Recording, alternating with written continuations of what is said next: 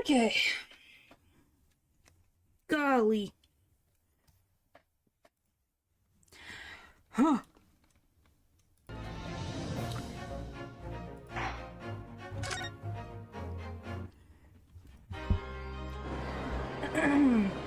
Goodness gracious. Time to finish this gosh darn...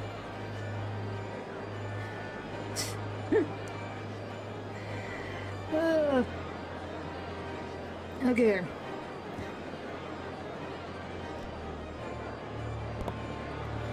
Is it really inconceivable that he didn't realize what his older brother really was? Order, order, order in the court. Lord Van Zeeks. The professor made use of an enormous hound as a murder weapon. As his murder weapon, excuse me. Tell me, did your brother own a dog? Yes, he... Goodness. Yes, he did. Bullmug. He was a well-known hunting dog. People called him a giant. I don't believe this. Did his brother kill the dog, too? I'd be so upset if he did. When my brother would go hunting in the forest for the grounds behind the house, he always took Bullmug. After Clint's death, the creature passed away too, almost as if he were following his master. He was a magnificent hunting dog, worthy of the jewel-studded collar around his neck. A jewel-studded collar? That's right, though sadly, some years ago now, it was stolen by a thief who broke into the house one night. Talk's scary. They don't really... I think they're adorable, but in this instance, yes, they can be very scary. A jewel-studded collar stolen by a thief. It so happens that myself and my colleagues have come across such a collar during our time in London. Did we? When did we come across a collar with gold studs? When the frick did that happen? How could you... There was an old emblem attached to the collar, too. Made of pure gold. Oh, yeah! We did it! I remember somewhat. Don't remember all of it, but I remember it somewhat.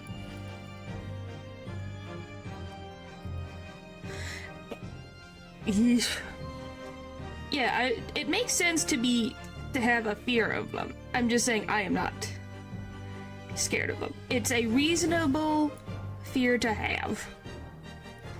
It was topped with a small crown and bore an ornate capital letter B. What? An emblem bearing the initial B.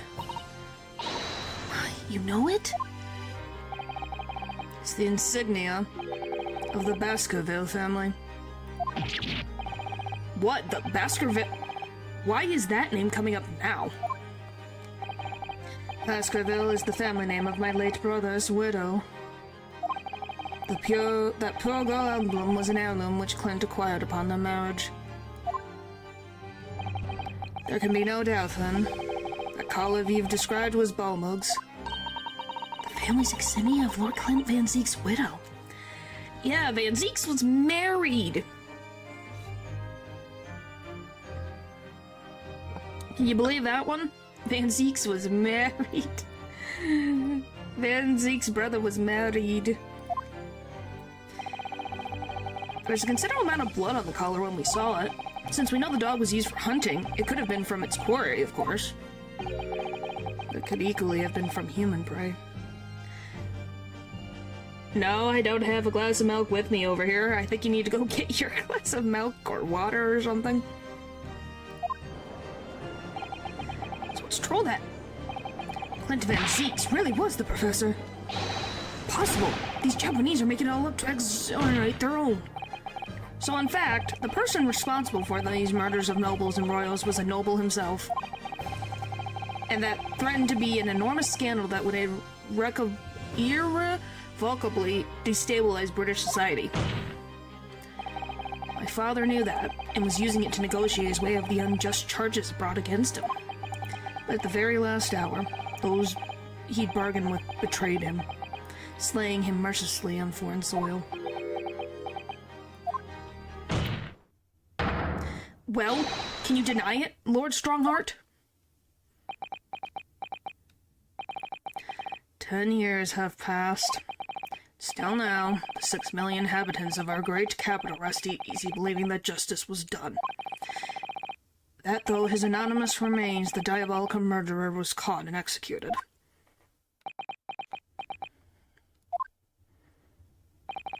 Very well then, you may have the truth.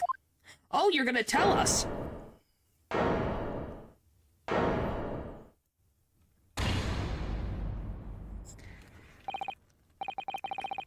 Tell me then. Tell me what Clint really was. Lord Clint Van Zeeks was too pure of heart. When he became a prosecutor and went in pursuit of the black roots of crime, he drove himself into a corner. He came to the uncomfortable realization that to fight the most fiendish of criminals requires one to become even more fiendish oneself.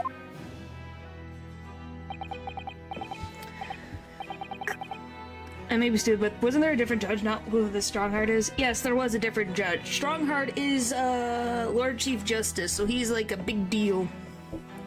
Big deal. Clint.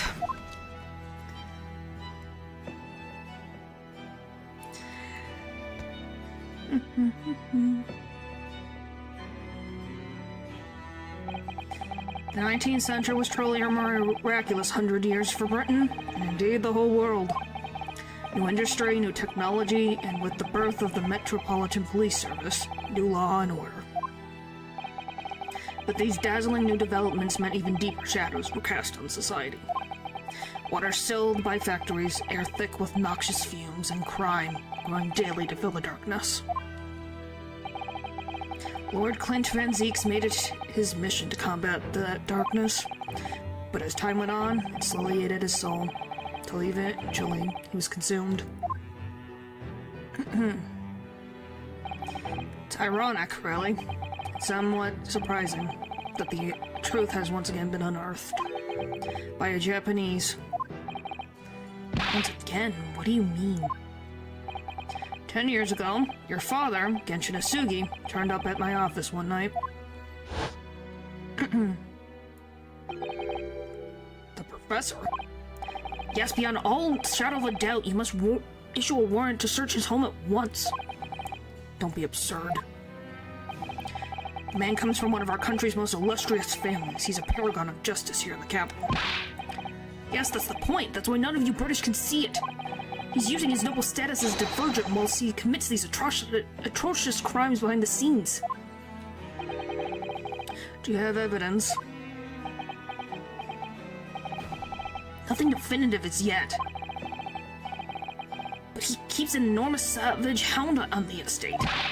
We need the full support of the judiciary for this. We're up against a member of the aristocracy. Because they might be busy. Who knows? I don't know. It could be also just YouTube being YouTube. Boop boop boop. Da da da da bum ba da da dum. Ba da da da da da da da da dum. Da da da da da dum. Hello. Fix this. Yeah, see? I said I was correct. It was people being busy.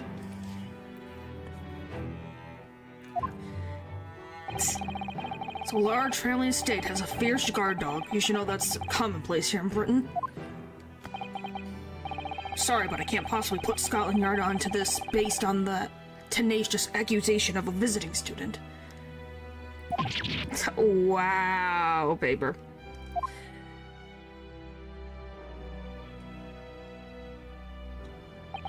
So I turned down Asugi's plea, and as a result, he took it upon himself to visit the Van Zeeks mansion on his own.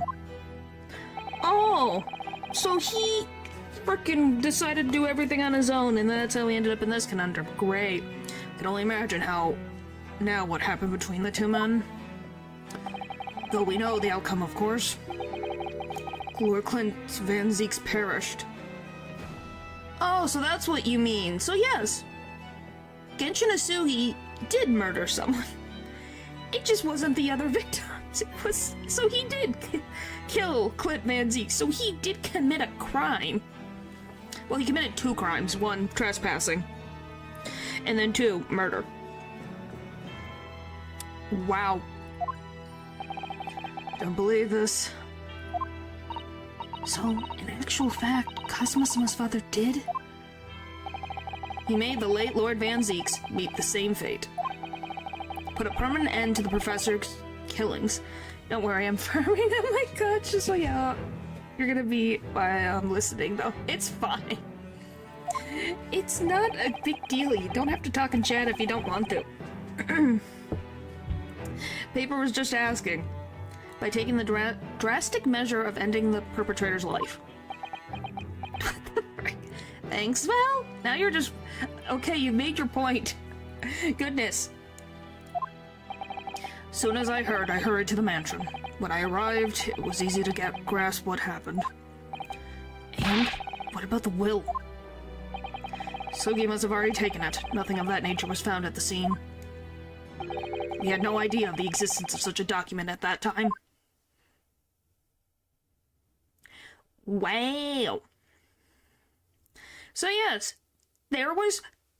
So both Kazuma and Van Zeek's loved one committed murder. Great! So yes, Genshin wasn't completely innocent of his crimes. Which he never said that he was. Hello. No, I did not. I did not. That's something new that I did not know of. I was the only person who knew the true identity of the professor. So, I resolved to keep it a secret and to guard the secret to the bitter end. So you're admitting to it? That you were behind it all?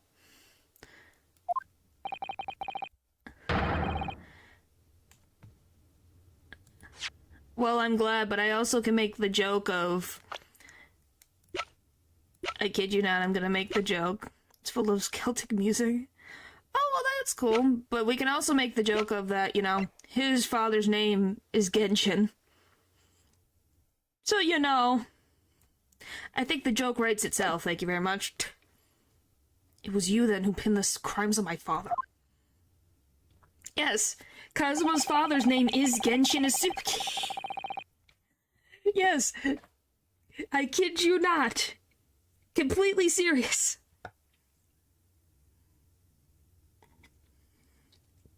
It's very funny. I did what needed to be done in order to protect the law and order of the British Empire. His grandpa loved that game very much, I see. His father? Yes, his father must have. Because it was his own name. Shoulders so wide. Because he's supposed to be empowering? He ain't called strong for nothing, yep.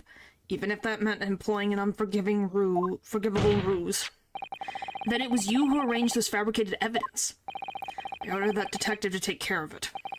Whilst keeping the truth from him. Naturally. Gregson. Obviously, he opposed me at first. Well, yes. The Alpha Walker. We can't do something like that. There's no question that it was Asugi who murdered Lord Van Zeeks. The house staff have made statements that they saw the man running from the mansion that night. Yes, well, I've no doubt it was that Japanese fellow. But we ain't got a shred of conclusive evidence against the man. And worse than that, he doesn't keep a dog, so it's short of a murder weapon to boot. We're short on time, Gregson. We must put a stop to this man's rampage for the good of the country. So we'll use whatever means necessary. Do I make myself clear, Detective? I can't believe he made Gregson do this. He couldn't even dirty his own hands. He made Gregson do it. He made 2 other people literally go against everything that is their career for this. Now, can we all agree that the fact of the matter of, yes, a nobleman committing these atrocities is freaking ridiculous.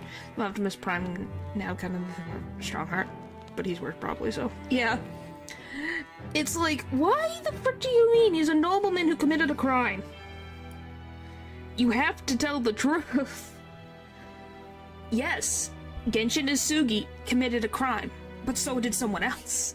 You can't just say, oh, he was the perfect prosecutor, he did nothing wrong, and he was poorly taken away too soon, when he committed crimes. Blimey. So that night 10 years ago, when I was attacked by those thugs in the back streets, and Genshin's ring was taken. That was him, was it? That was Gregson and some hired help? Look out for each other, I guess. Very accurate. Well, Van Zeeks had no frickin' idea. But, yeah, I think I get what you're saying. But, yeah. Brooke Van Zeeks didn't do anything wrong. Clint Van Zeeks committed atrocities.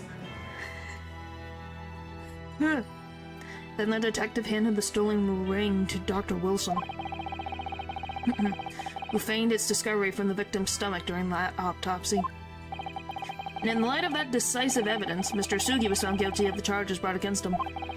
However, behind the scenes, he had actually already struck a deal with his accusers, in which he agreed to silently accept the charges. I just don't believe that part. As far as I knew the man, my father despised such underhanded dealings. It was extremely easy to make him comply. You see, he had one crippling weakness. What weakness? Isn't it obvious? You, Kazuma Isugi. Why are you smiling? Me?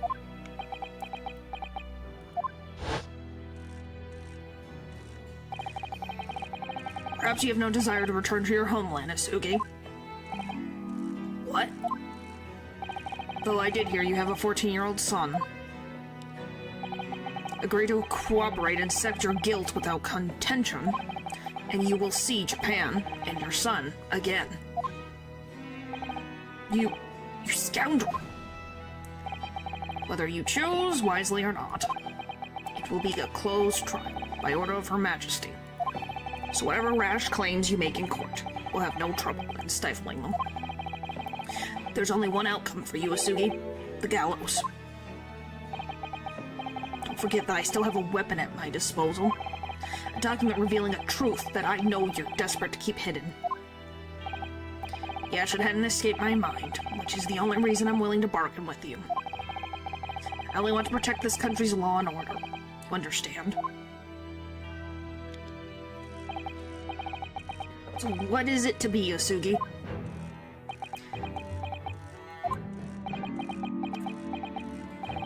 Cosmo. And then he never got to go home, so that frickin' sucks. Like, this man gave up his pride so he could go back home to his child. That is so sad. Like, frick.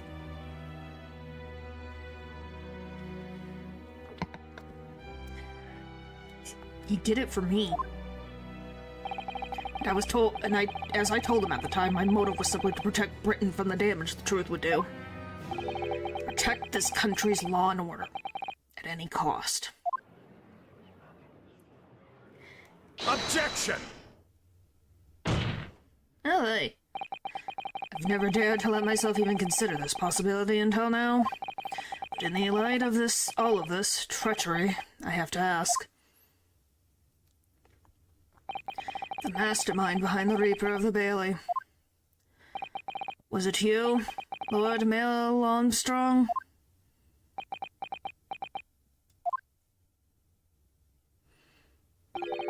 Rather brilliant idea, wouldn't you say, Lord Brooke Van Zeeks? That spirit of your late brother, that paragon of justice, should return to reap justice for his sibling. Could there be a more appetizing tale for London masses, I ask you? Reason? I know that you play the part to perfection, but your role really wasn't that of some embodiment of death. No, you were London's guardian angel. An angel with bloody hands? Think not.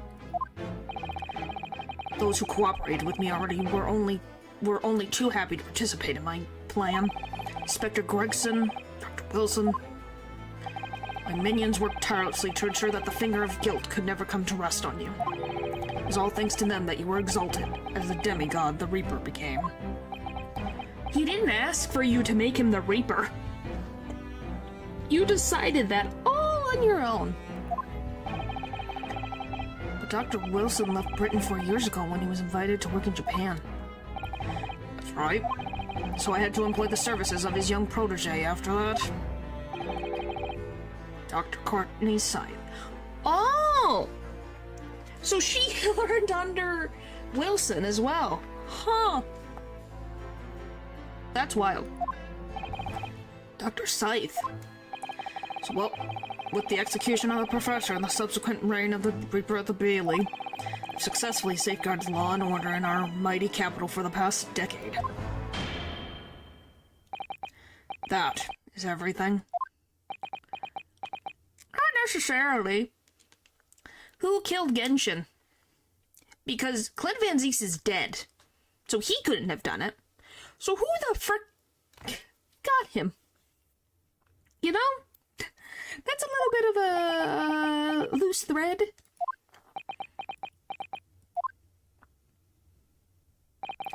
My lords, ladies, and gentlemen, I do hereby confess, it was I who sired the concept of the Reaper. However, let me say it in my defense. It was all for the preservation of law and order across the entire empire. I mean, I guess I could see Mal's point. Imagine if you had something like the president be an actual criminal. Yeah, I wonder.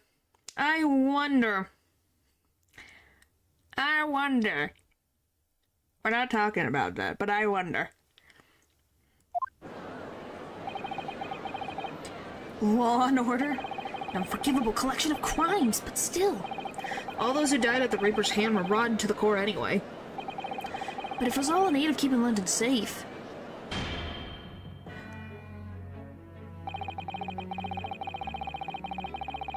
Now here's the thing that I do have to say. People being like, oh, well, it was all for the good of London.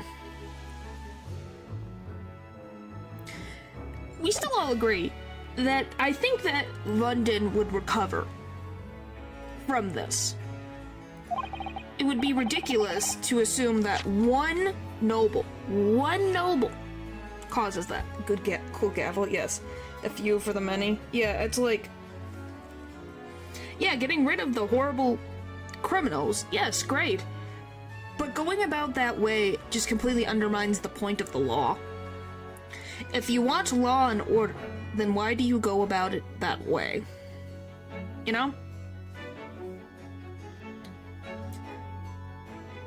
There is no one left now who can reveal the precise truth of what happened 10 years ago. Therefore, this trial can go no further. Now, I would like to entreat all those present. Beyond these four walls, nobody needs to know the truth. Even Her Majesty must be protected from this. Okay, do you really think Her Majesty is going to freaking keel over and die from this? Probably, because someone that she trusted the most decided this. But you know, you kept it away from her for a freaking decade, I think makes it worse. I trust all appreciate the importance of my request. It is, of course, for the good of the country. Can he do this? Can the trial really end now?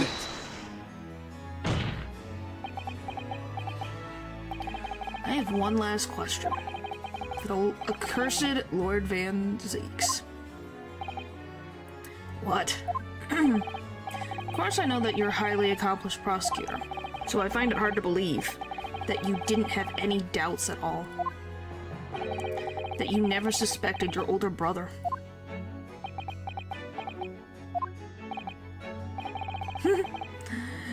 Yes, the same thought occurred to me.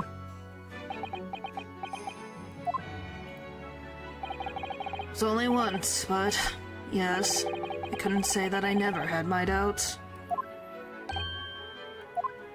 He's human, give him a frickin' chill pill. He did not commit the crime. My brother's sense of justice was extremely strong. Perhaps too strong, I observed. At that time, there were members of the aristocracy who were bleeding the country dry for their own gain. And since they were nobles, they were untouchable. For my brother, it was a source of great turmoil. So then fix the law, so that the nobles get their butt kicked. How easy is that? And coincidentally, at the same time, the professor began his terrifying reign. So he got so fed up with the law, he decided to take his prized hunting dog to rip out the throats of corrupt noblemen.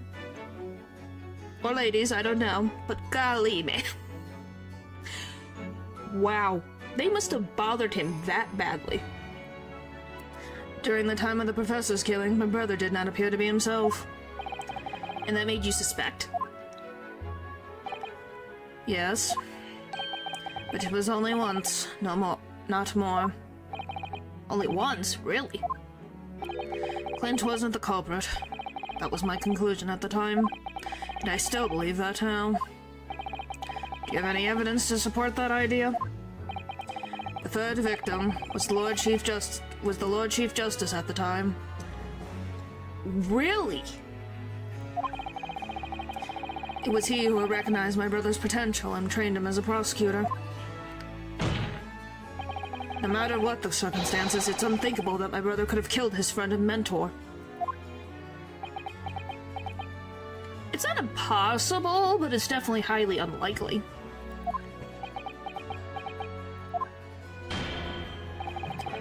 That will do. Neither Clint Van Zeeks nor Genshin Asugi still walk this earth. However, we must debate this matter now. However much we debate this matter now, we cannot hope to reach a conclusion. But... there are only two exact... Goodness, sorry. There are only two exact pieces of evidence from the time. The woe-begone ring that was acted as the incriminating evidence to condemn Genshin Asugi. And the three-paged last will and testament penned in black ink and left behind by the man. The wretched truth of what happened is exactly as I have explained it.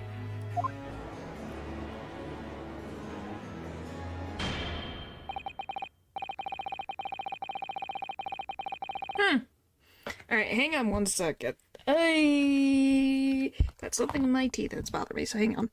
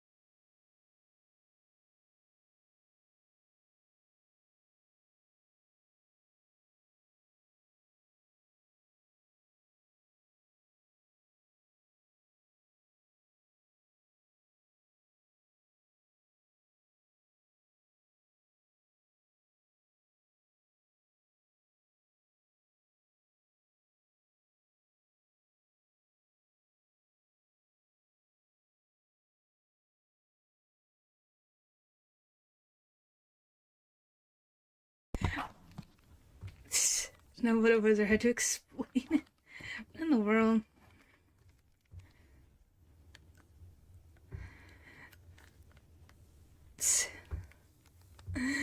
Oh my goodness.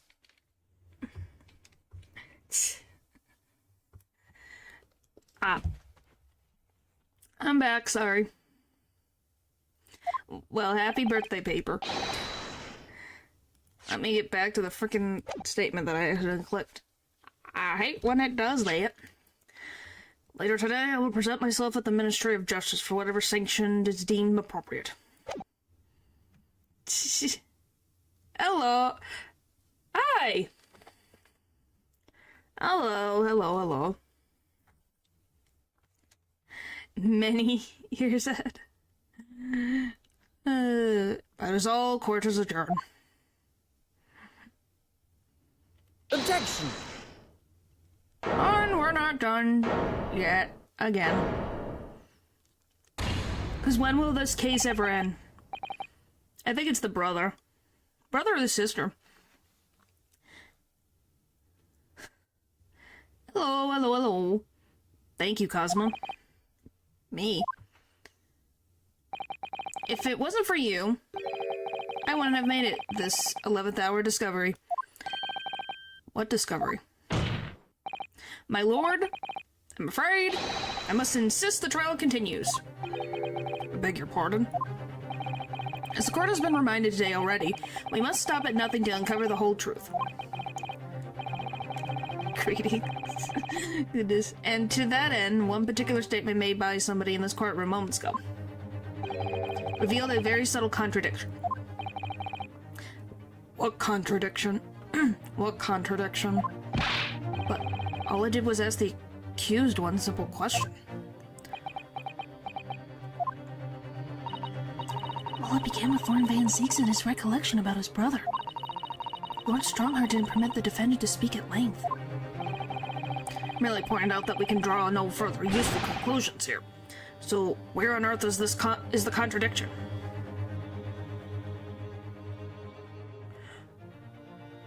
This count is from my uncle, so you must be the nephew.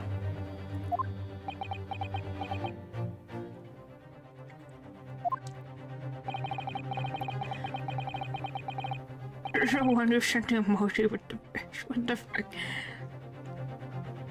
Hello. Scary people here. What do you mean scary? One of those definitely said something contradictory. It's time to identify who. I don't know. It's a 50-50.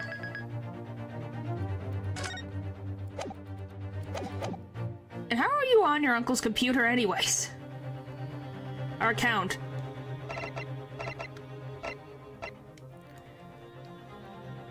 In one place online? What?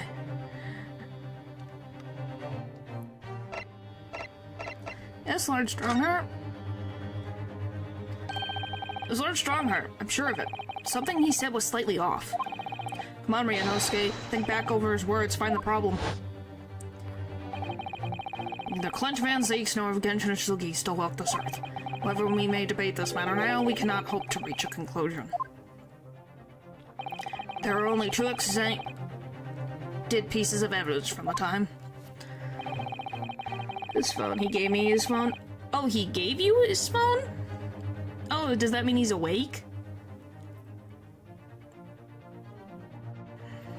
The will-begotten ring that acts as incriminating evidence to condemn Genshin Asugi, and the 3-page last will and testament penned in black ink and left behind by the man. Okay, Eldritch. Yes, Jigglypuff is very cute.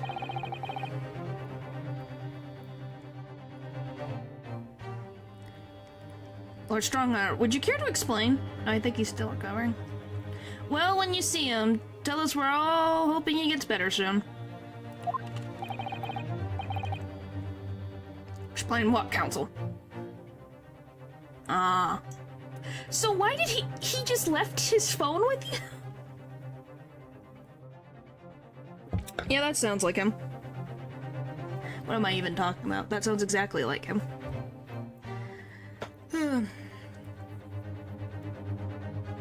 Explain what, Counsel?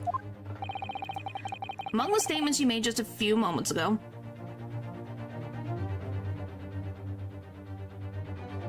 Yes, he has, actually, Paper. To explain simply, Paper, we wish him quick recovery.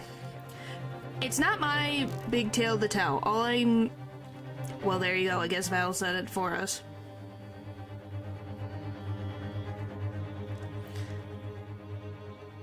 Yeah, he let me play Roblox. With Robux.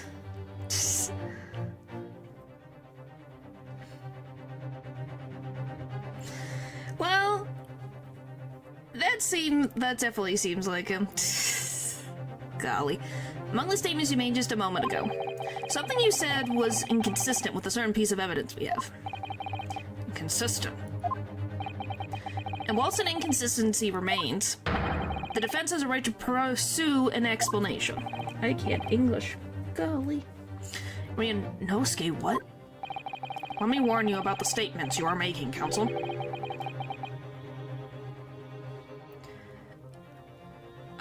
Well, how do you think you ended up here, of all places? It's because your uncle's the one who decided to come here in the first place. It may prove to be very fatal. You claim my words contain a contradiction. With which piece of evidence, I ask you? Yes, that's why. Because it's a notification. He says weird things. Claims the spirit apparently is his only weapon left.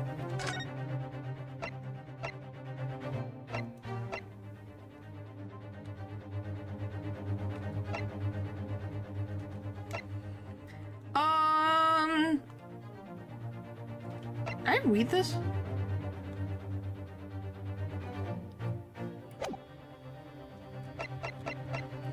Your uncle, he's weird.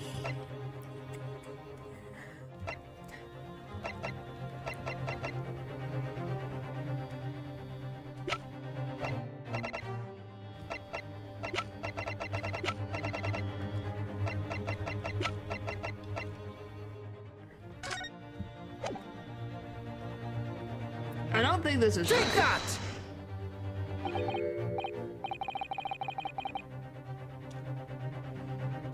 I know it's not. I thought I'd try it as one of the evidence we haven't used yet.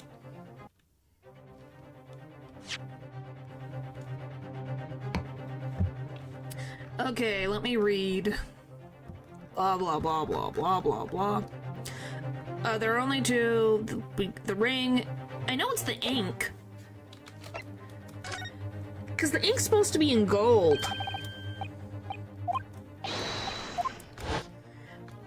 At least that's what I remember the most, is that it's supposed to be in gold. What the frick else? Not yet. We're trying to finish this up and then go to Apollo Justice. We're getting there. We're getting there. I'm trying to get to Apollo. He's after this case. This case that had been gone on for 4 hours the last time. Because it won't frickin' end. After the current game concerns, I was done with it. Yes, I am almost done. It just depends on the game if it wants to end or not. Okay, it is that one. This here is the will left behind by Mr. Asugi. The 2-paged will. Oh, he said 3-paged. What?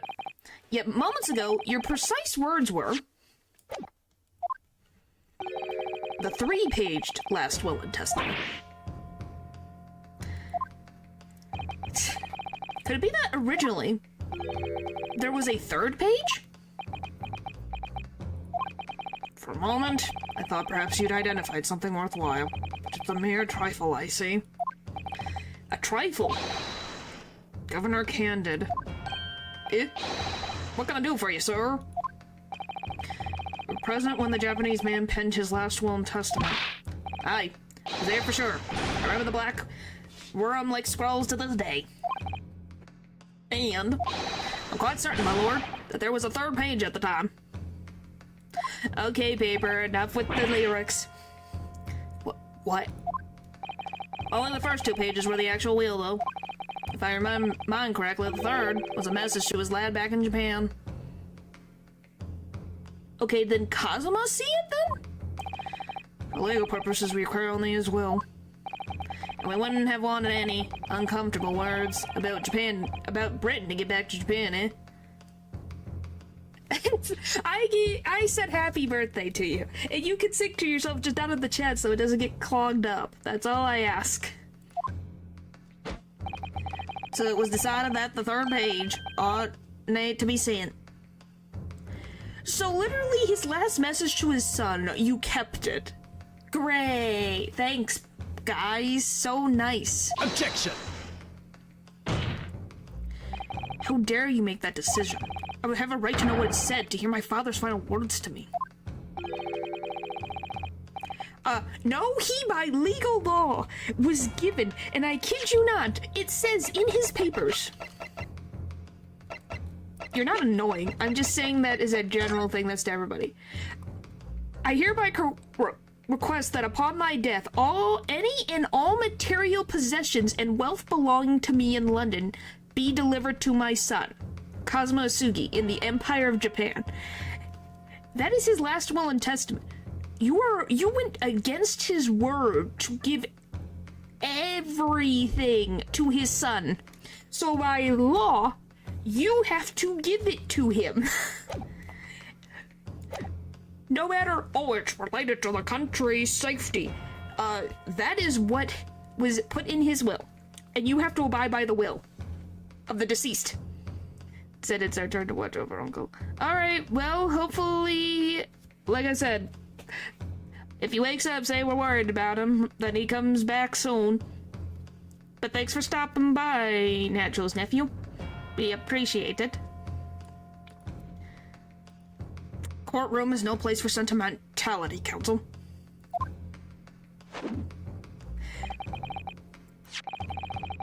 As it happens, I have the third page of the document with me right here now.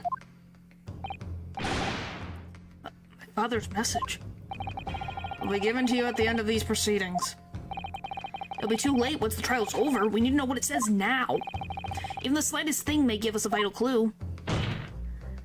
My lord, the defense calls for Genshin Asugi's last word to his son to be read out loud before the court now. Request is denied. The inevitable Malden words can be of no consequence now. How do you know that? How do you know that? Objection! The prosecution agrees. The court should know the contents of the message. Every possible piece of evidence must be thoroughly examined. Very well then, Governor Candid. You will read the third page of the document for all present to hear. Why the frick can't Kazuma read it? Now I gotta freaking read. You did this on purpose, Strongheart. But yes, you guys are... What the frick? Really, paper? Like this. Alright. Fix my headphones. There we go. Yes, sir. Only, I should point out, my lord, that I can't actually read Rim language. Yeah, he can't read Japanese, so you're asking a man to read a language he does not understand.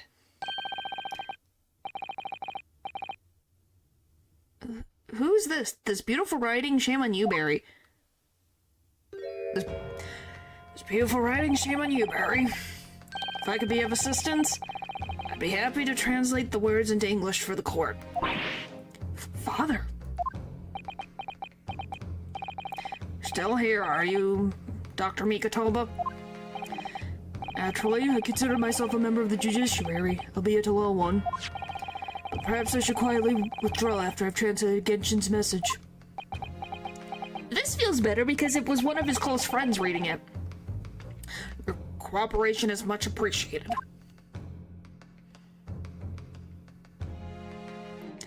Alright, let's see. What did he say? Kazuma. The truth is shrouded in darkness. A darkness only our clan's greatest sword can pierce. Mighty Kuruma. Twist thy head and watch them fall, all thy mortal foes. That's the end of the message. It would seem. Kazuma, the truth is shrouded in darkness, a darkness only our clan's great sword can pierce. Mighty Kuruma, twist thy head and watch them fall, all thy mighty mortal foes. Yes, that they spawn and despawn. That is their favorite activity. Invisible ink, you think? Because obviously this can't be literal. Or do you think he has to cut it up with Kuruma?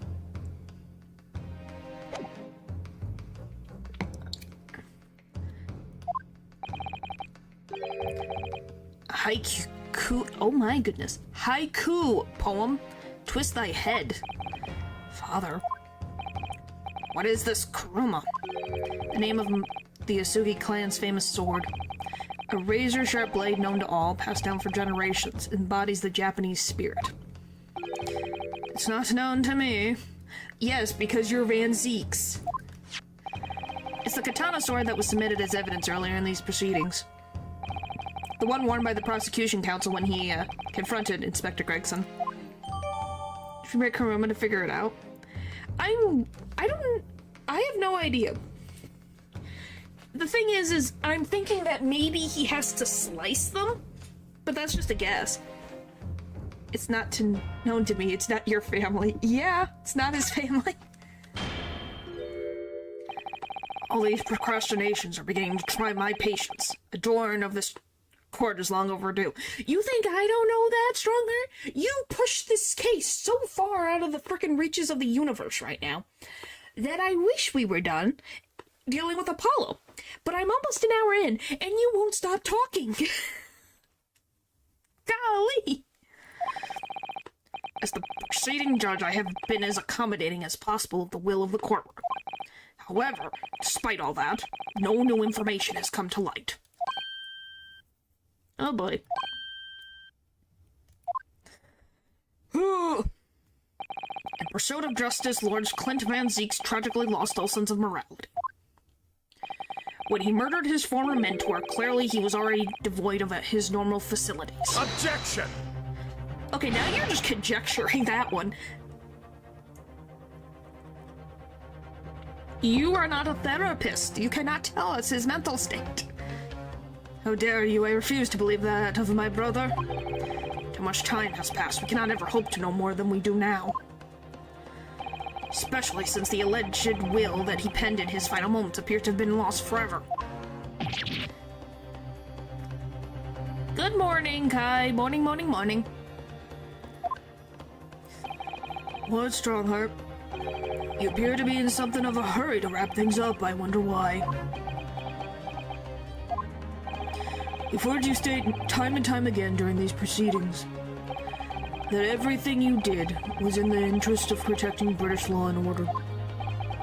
I stand by that. Without the Reaper, we couldn't have achieved the reduction in crime the capital has seen. Do you think Strongheart murdered the past Lord Chief Justice to get his position? I believe that for 100% fact. Objection! What about Inspector Gregson, then? And Dr. Wilson. They were no criminals. You used them to achieve your ends, and then you had them killed. However you dress it up, there was nothing fair or just about that. Which is true. Yeah, they should be tried for tampering with evidence, but they didn't deserve to die.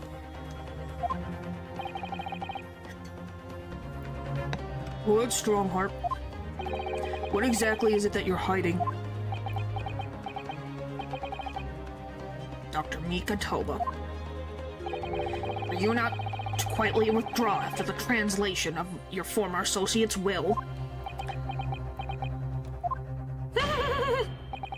In this courtroom, no argument carries weight unless it is supported by evidence. And it would seem that the defense has no more evidence to present. In which case, I hereby order all discourse from these proceedings to be struck from the record. Come on, Ryunosuke. You can do it, buddy. This is my last chance. Mr. Naruhodo. I have to present some decisive evidence now, or it's all over. But can I? Yes, I don't know what, but something. We're going to finish this freaking case, I swear to Betsy.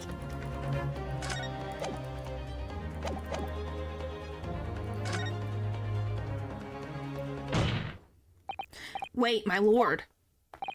As it happens, the defense does have evidence to present. What? Don't be absurd. There's nothing of relevance remaining from the time. Who's Betsy? It's literally just a random saying. Objection! It's high time you realize something, my lord. This gentleman has an uncanny habit of producing evidence at the final hour that has escaped everyone else's attention. Wow, thanks, Fanzeeks. You have faith in me. Who knew he could do it? Nonsense. It's true. What is it, Rianowski? What do you have? I dare say, the final, decisive piece of evidence that will reveal the truth about this rotten tale. How can you... Decisive? Well, it would appear there's no escape now, my lord. Let it be so, then. Present whatever you think you have that can settle this decade-old enigma, if you're capable. I don't know! What exactly is this evidence that the defense claims to be so decisive? I doubt, but I have one piece of evidence we haven't used. That's the only reason why.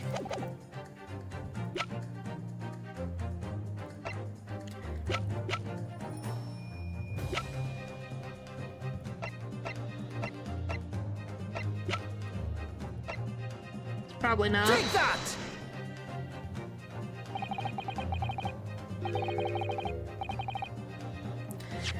Alright, let's... So it's not that. Is it the frickin' letter, the frickin' message? Or is it the sword? Take that! Nope, it's not that one. Okay, so is it the sword? We're literally going through... I better not have to go through every single piece of evidence. I'm like, it might be the sword is the last option I can think of.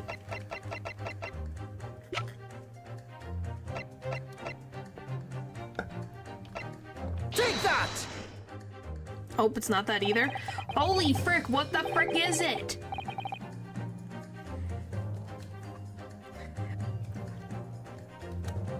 What the frick is this stupid frickin' thing?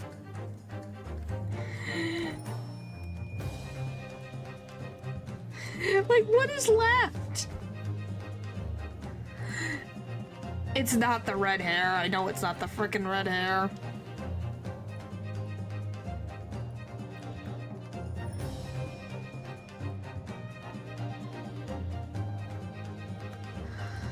I just need an answer to the stupid frickin' thing. I'm not asking for much, please.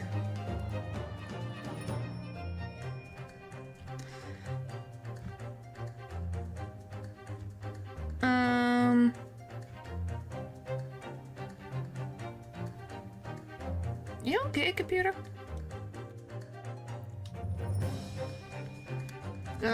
This, even looking at the wiki page, it's so long. Okay, stronger, blah blah blah blah blah blah blah blah blah blah blah. Holy frick, where am I? Stronger, blah blah blah blah blah blah blah.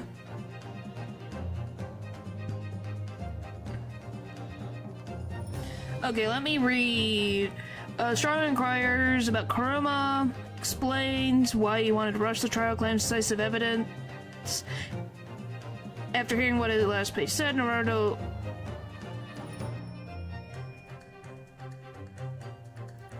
Ah! Oh yeah! I forgot! Okay. So... we need to do something.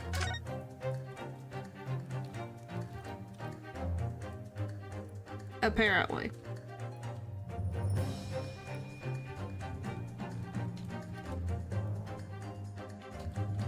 I think, if I've read this correctly,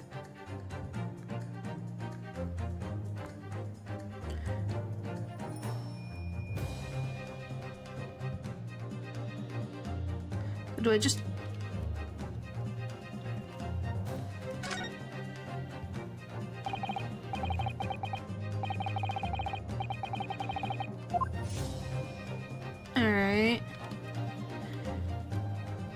Okay. Now, this is the hilt of the sword, correct? Or do I... Okay, it's up here. Mighty Kuruma, twist thy head and watch them fall. All thy mortal foes. That's the proper way to use the sword, is it? Maybe I should try it. It hurts my neck. That's the trouble. Mr. Naruto, if I might make a suggestion. I think perhaps it doesn't mean your head. Oh. I once studied the history and development of the katana some time ago, and as I'm sure you're probably aware, the sword's head is part of the very end of the hilt. Written as the head in Japanese, but it's pronounced as Karisha, I believe. Harisha? So Mr. Asugi's words really mean twist the butt of the hilt? You don't think... Ta-da! Look what was left behind! So he did get his thing make it back to Japan! The thing got brought back! Look what's inside! Is that?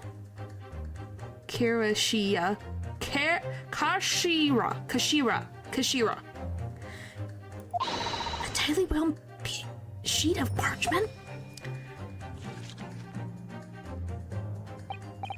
Scarlet ink. It's written in scarlet ink. I penned this, my last will and testament, in the final moments before my inevitable and willing death. This is it, isn't it? The sword, kinda. Yes, kind of. Mr. Naruto, Look at the signature at the end. it says Clint Van Zieks. And the date, 10 years ago, on that fateful night. So for 10 years, it's been silently concealed inside Kuruma and nobody knew. The last will and testament of Lord Clint Van Zieks. Wait, oh my goodness. Look at this. This is unbelievable. Clint Van Zieks' will has been entered into the court record. I want to read it. Let me read. I need to know what he said. I want to read it. That's not fair. Take that! But yeah, can you believe that he literally left? So he really did have the final freaking card up his sleeve. Good job, Genshin. I applaud you. There's a single piece of evidence that can clarify what really happened 10 years ago. The last will and testament of Lord Clint Van Zieks. Wonderfully astute observation, I'm sure. But in the case, it had escaped your notice. That document was lost long ago. That's right. It was. Only... Yeah, real smart of him. He was not lying when he said that he left it behind. And I'm pretty sure if Kazuma got that letter 10 years ago, Clint's will would have been found. But because they didn't deliver the last message, Clint's will has been literally unseen for a decade. And right here, discovered just moments ago. Yes, I have that. Surprising on people.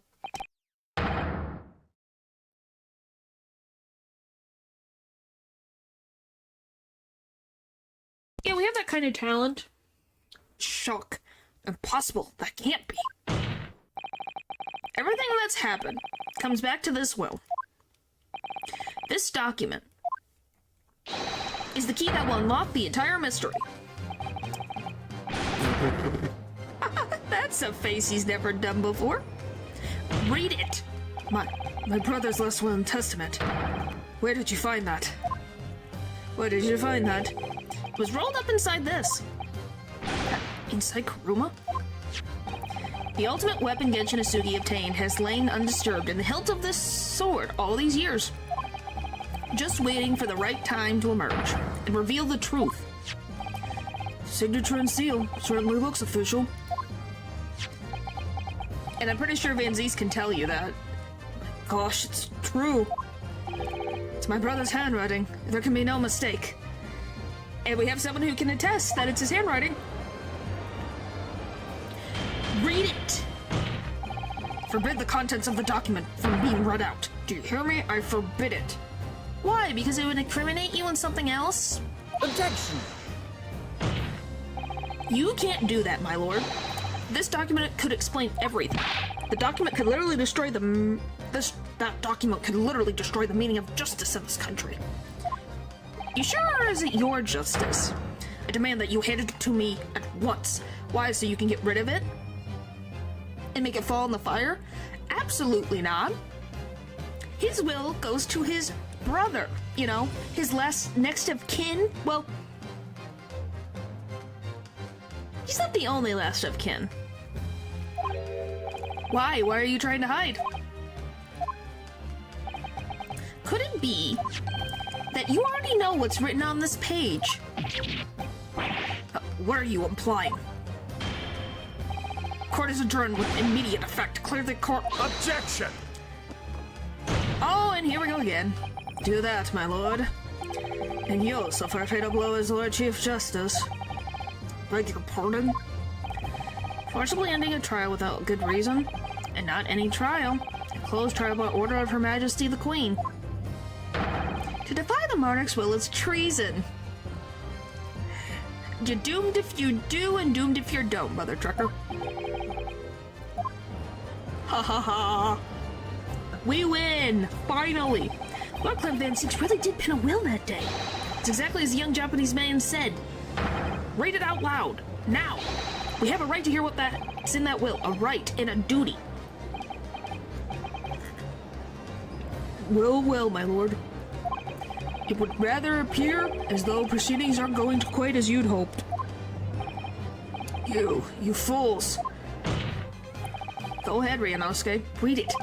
The prosecution gives its full support. Okay, let's read it. Very well, then. No, for God's sake. No! You got some chapped lips, man.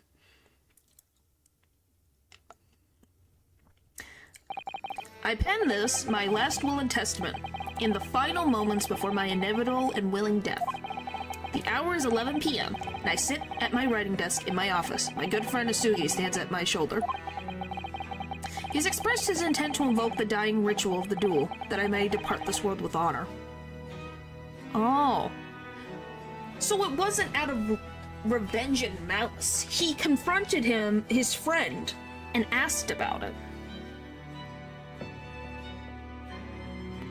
And because Clint is such a he cared about justice so much that he probably couldn't take the guilt. An honor of which I am utterly undeserving. The Japanese are a truly merciful people. Oh, we get to see him! And Genshin. I, Clint Van Zeeks, Lord of the Manor of the Van Zeeks Estate, hereby confess to the following.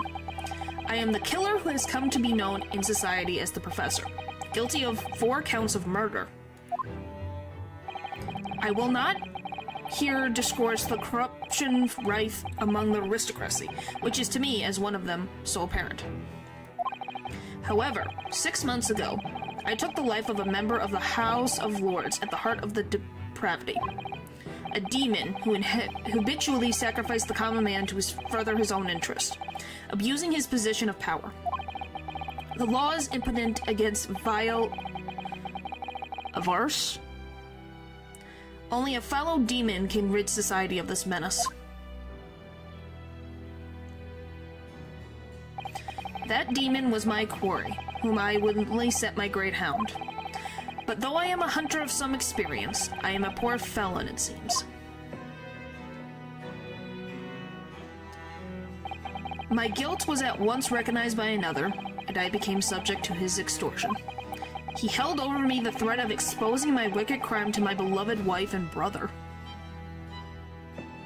So he admits he committed avarice.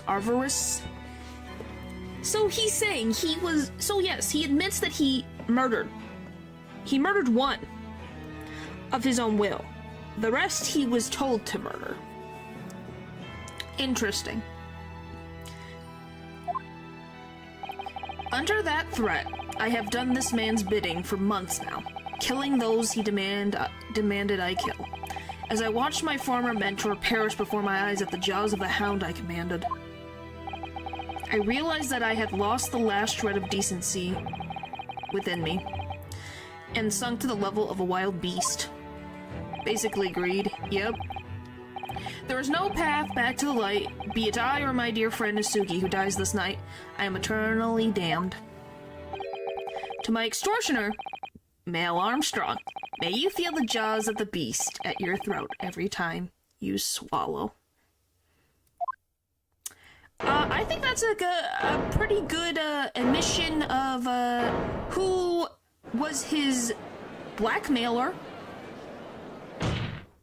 I think that's pretty cut and dry.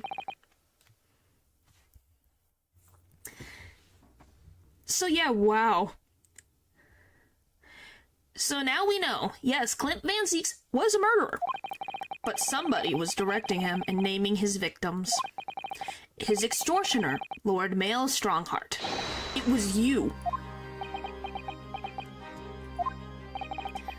Lord Strongheart, a moment ago, you claimed that what the court had just heard could destroy justice in this country. But you weren't trying to protect justice at all. All you were trying to do was conceal the secret of your true nature and the council's life you've sacrificed until now. Yes, he has this face for a while. It's that one of Vaish's. Oh my gosh. Oh boy. It just didn't make any sense to me that the third victim, the former Lord Chief Justice, was my brother's benefactor, and a man of lofty principles. As I said, Clint had no possible reason to kill the man. Now you know that he was blackmailed into doing so. But you did, didn't you, Lord Strongheart? To eliminate the man who stood between you and the office you set your sights on. So you used your own hunting dog, Lord Clint Van Zieks, to take him down. Wow, Paul, you came in at right... Oh my gosh. When did you come in, Bull? Because you've missed a lot. You've missed so much that has happened in the last hour. Some crazy crap has gone down. Holy frick. And yes, we're still on this frickin' game.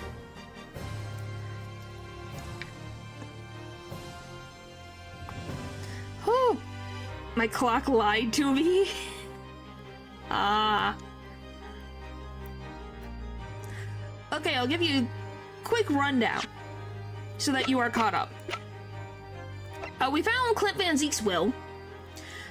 Genshin Asugi admitted to murdering Clint Van Zieks in a duel because he was giving his friend an honorable send-off. Because he admitted to the crime. It had stopped and I didn't notice. Huh. Where we found Clint's will was inside the hilt of the top part of the sword. Because there was a third part of the Asugi papers that told Kazuma to turn the hilt of Karuma. So we found Clint Van Zieks' will. And what he says,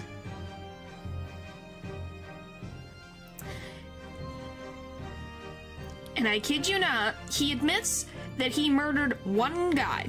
That is what he did. But then he was recognized for his, like, someone found out and blackmailed him of exposing that murder. Yeah, someone blackmailed Clint Van Zieks to be his hunting dog for someone else. Or he would reveal the crime to Clint's wife and brother. So, he ended up killing his former mentor because he was asked to under blackmail.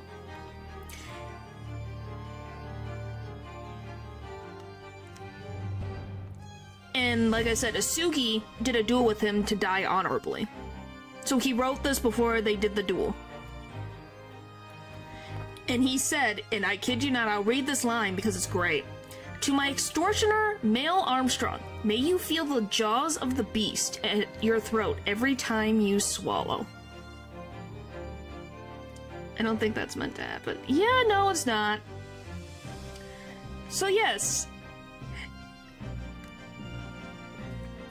Male Armstrong was told in frickin' Last Will and Testament of Clint Van Zieks that he extorted the noble to do his dirty work for him, because Clint Van Zeke's mentor was the previous Lord Chief Justice. Strongheart now is the Lord Chief Justice. Conveniently, the spot became open 10 years ago.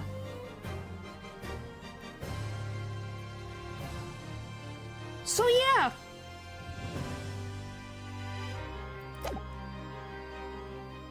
That is what has happened so far. Pretty freaking cool. How is that old owl going to try to get out of that one? Yeah, I don't know. Had to be done. London's unsavory shadows are deep, and the arms of the law fail to reach their depths. Crime must be cut off at the roots, but the Lord Chief Justice at the time couldn't see that. He was weak. Lofty principles, you say? Tantamount to cowardice, if you ask me. Which is why I took his place, in order to fight the crime he was allowing to spread like wildfire. By murdering the man? The Reaper, the Professor, the name makes no difference. As I've explained countless times already, it was all done for the furtherance of law and order in London. Objection! That's his favorite line. Are you going to legitimize the murder of my father now, too? Genshin Asugi. Well, that was unfortunate. I fully intended to send him back to Japan, as we'd agreed. I don't believe you. It was you, wasn't it? You killed him. No, it wasn't me who took your father's life. Then who? On the night following his mock execution, I went to Wellgate Cemetery at 3 in the morning with Jigoku. Judge Jigoku? There had to be a collaborator on the Japanese side to manage Asugi's treatment after his reparations. Reparation? Golly. Jigoku had fierce ambition. It's made him easy to manipulate. 10 years ago, after he stood trial for the destruction of the witness stand, I had words with him. When I told him the position of Minister of Foreign Affairs could be his, he couldn't agree fast enough. You are a mother trucker.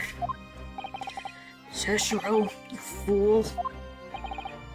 As you know, Asugi escaped the prison in a closed casket and was subsequently interred.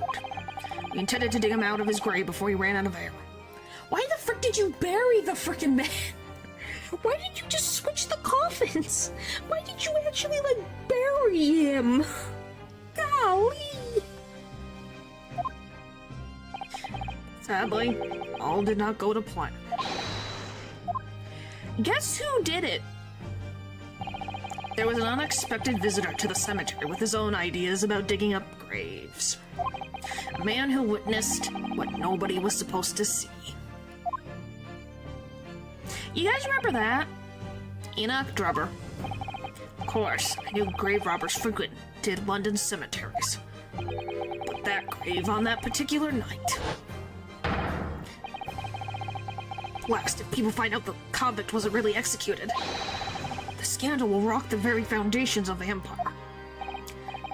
Then what do we do? Shoot him, Mr. Jigoku. Shoot Asugi at once. He can't live now this has happened. He has to go. What are you talking about? We had an agreement. You promised him he could return to Japan. Everything has changed now. If the truth got out because of this, both of us would be finished forever. Come on, Jigoku, do it. Pull the trigger. Shoot. Frack. You're not a psychopath, Eldritch. Jigoku shot Asugi from the shadows. The grave robber was so close the blood spattered all over his coat. Can we all agree that how many people have freaking died in this thing? So we got at least 3 people that were by Strongheart's control of Clint with the blackmailing. We have Clint. We have Genshin. We have Dr. Wilson. We have freaking Gregson. And then you you have freaking... Yes, I do. What was her name? The freaking, lady from the first trial. Yeah, she was an assassin, but... You know. So technically, he has a body count. Talk about a few for a minute, yeah. And then the freaking mental trauma of Enoch Drebber. We're in a courtroom. Yes, I know we are in a courtroom. My point is that he has literally caused the deaths of 8 people and traumatized the 9th one. No, he's traumatized 3 because we consider Cosima, Brooke Van Zeeks, and Enoch Drebber. So yes, he has literally traumatized 3. So yes, he has 12 victims. Ready for his sake here. Yep.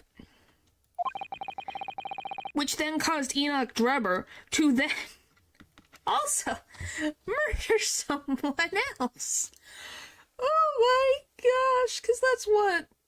Wow, the body count keeps going, guys. It just keeps going. He fled as fast as his legs would carry him. Then Jigoku and I put Asugi's body back in the grave from which he had just emerged.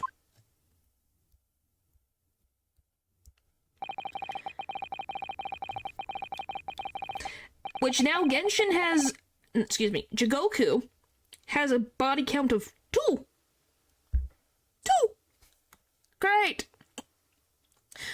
When I later learned of the waxwork modeler's presence at the scene as well, I made her swear to 2 things. Oh, and she knew too? Never to remove the professor's mask, and never to speak of the events of that night. Wow!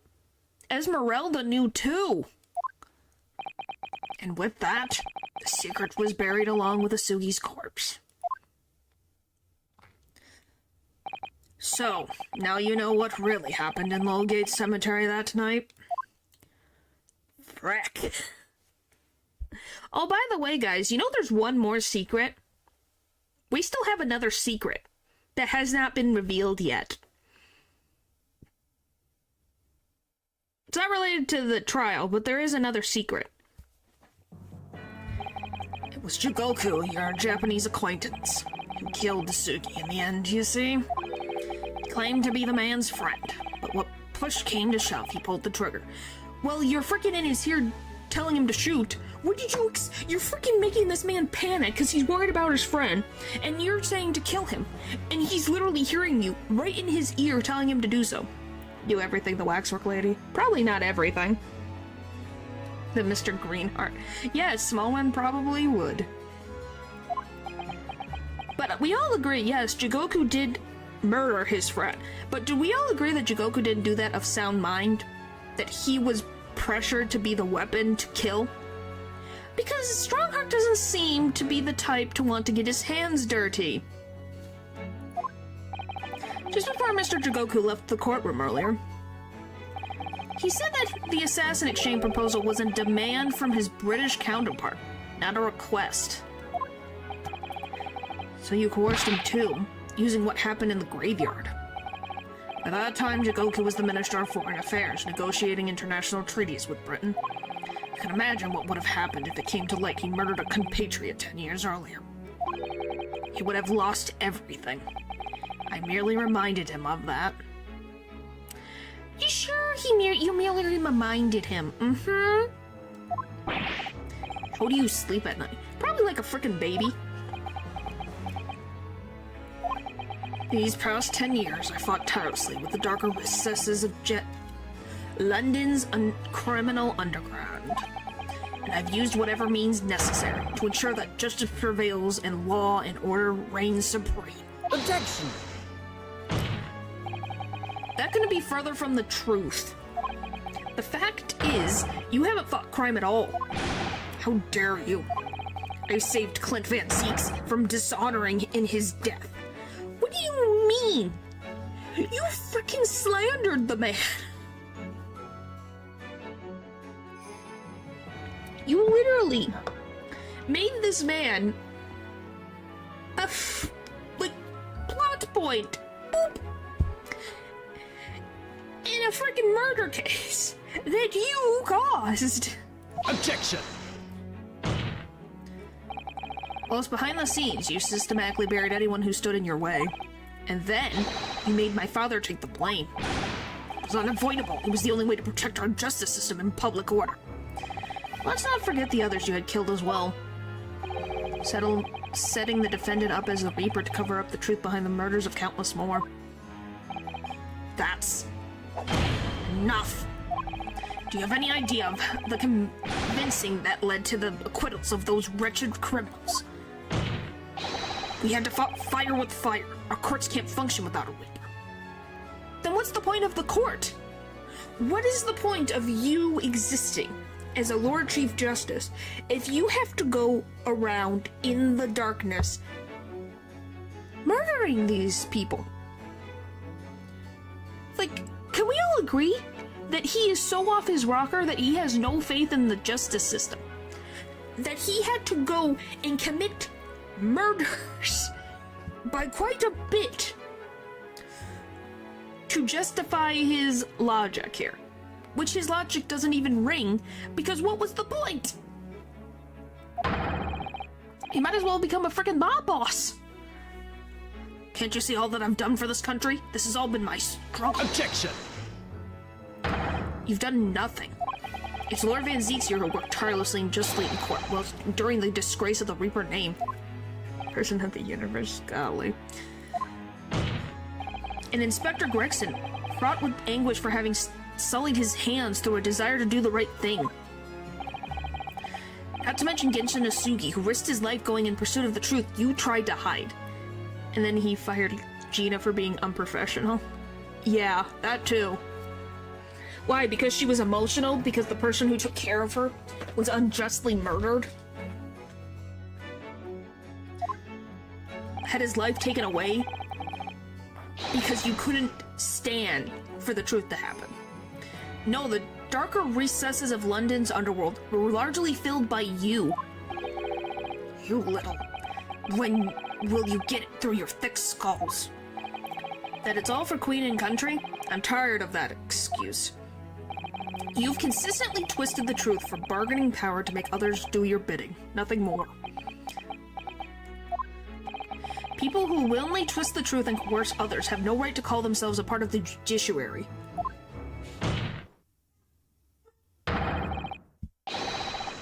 Yeah, and on his orders, too.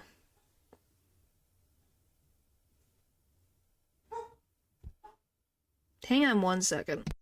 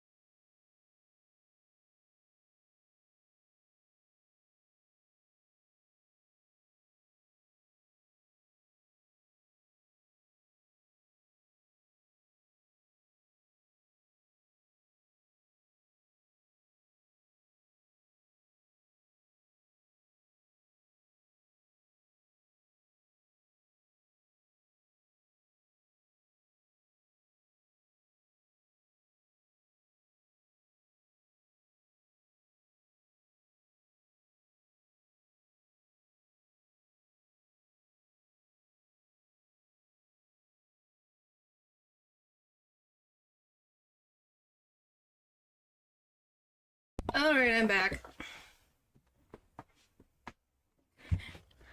Oh boy.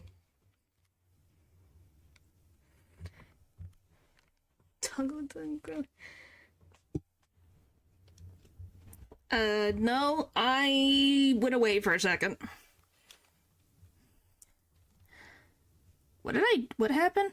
Why are you over here? Huh. I strongly suggest you never ever speak of justice again. Hello.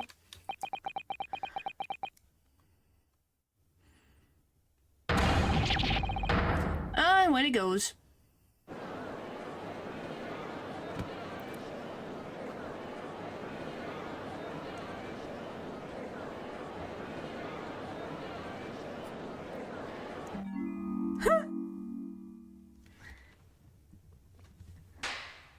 He clapped. Because he is. Well, well, well. Dear me, my good fellows, dear me. Yes, lads. Well-deserved round of applause, I think, for quite a marvelous performance. What are you talking about? The delightful, grave expressions, that beautifully pronounced Queen's English. Really, her friends from the Far East are quite the picture of industriousness. You fraud, keep your mockery. Please don't misunderstand. It really is exactly as you both said. What are you trying to say? I've occupied the darker recesses of London's underworld and, how do you put it, done nothing. I confess it's a little embarrassing to have to point it out quite so starkly, but yes.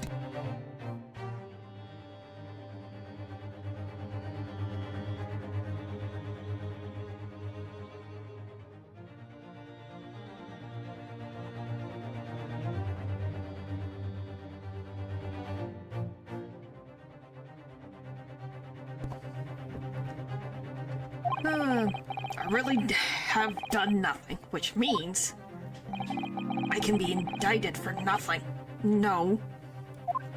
Yes, he looks like Dio in a way. I wouldn't... He is as bad as Dio, so that is a very perfect comparison. What? It's true. Personally, I've committed no crime. I've merely been surrounded by fools who've acted very rashly indeed. Objection! You can't get away with that. You've consistently preyed on people's weaknesses. And what? Threatened them? Are you sure it wasn't just bargaining? Oh, I'm going to tell your wife that you committed a murder if you don't listen to me. What do you freaking mean? Oh, if you don't do this, you won't get what you want. I'd like to address all the good lords, ladies and gentlemen of the judiciary here present. You all know of these darker recesses in our great capital. Deep down, I believe you also know that to fight those who dwell here requires at least some of us to occupy the darkness ourselves.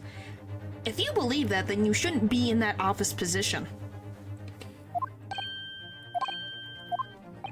So let me appeal to your good senses now. Consider the situation with me.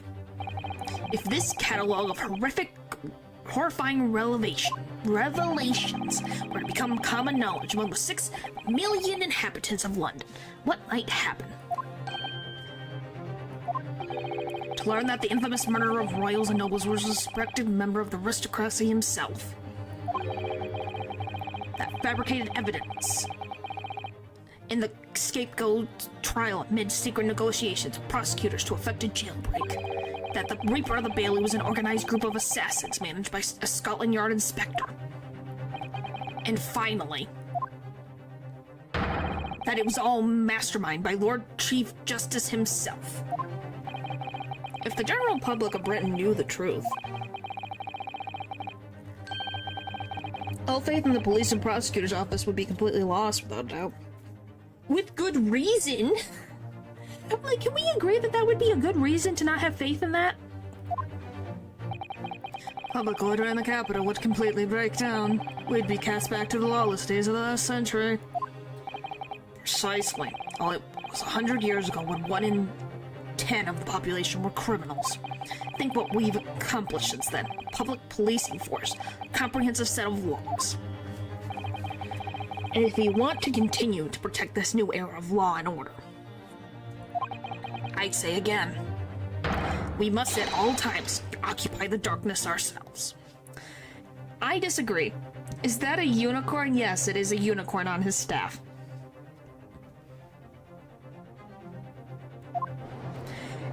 And here's the thing.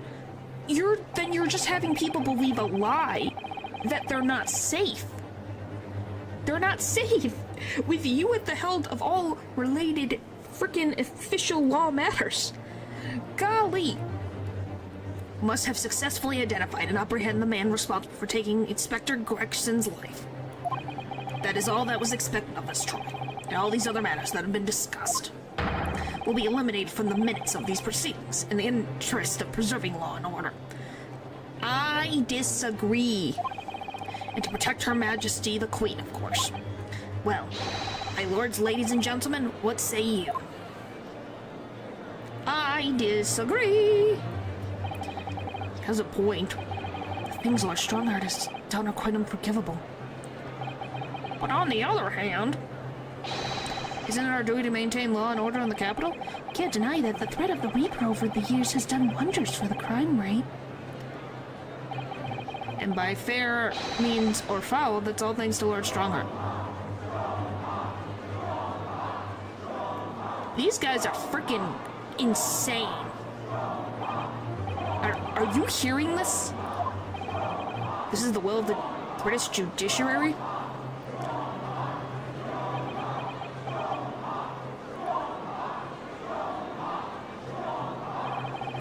Your rousing response, friends. I express my heartfelt gratitude. Sounds like any politician ever. How right you are, Natural's nephew. You are correct. You are very correct. I'm sorry, that was so funny.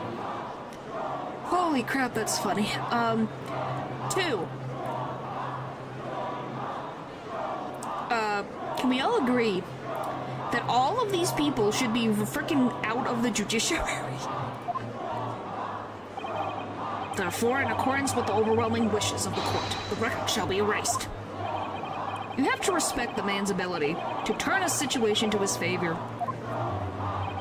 Lord Strongheart really is a master of manipulation. You've conclusively proven his guilt, yet he still manages to evade justice. I just don't know what we can do. You know, Skay. That was... Don't say your name online, please. Just for your safety's sake, please. We're making it this far, paper. Replace the judge with Jigglypuff. Yes, that would probably be more helpful. But yes, I'm glad that your father teaches you these things. It's just for safety things, okay? Please, just don't do that. Obviously, this is a safe space, but you should be careful. That's all I'm saying, for your safety. Looks like the trial really is going to come to an end now. I'm almost out of options, I think. Your age. Don't say your age. Online. I need to raise an objection, I think, to get their messages deleted. Yeah, I think it's genetically put into their blood. I swear.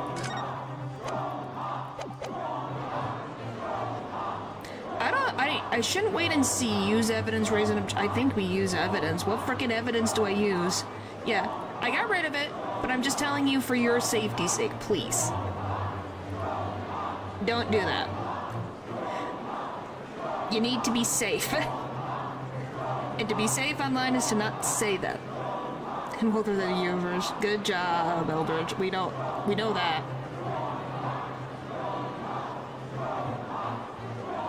Where the frick is this? Blah blah blah. Original blah blah blah. Okay. Tell me what the frick I need to know. Oh, I'm too far. Once.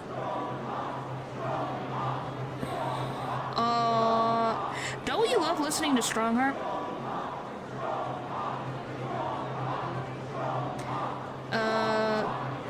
He's a blah blah blah. this proposed will veer together reasons of point, blah blah. Can't believe this. Wanted the defense feedback. Doesn't know what to do. Give me an answer, please. Please. Okay, I know. Guess who we're bringing back? You guys know who's... Use evidence.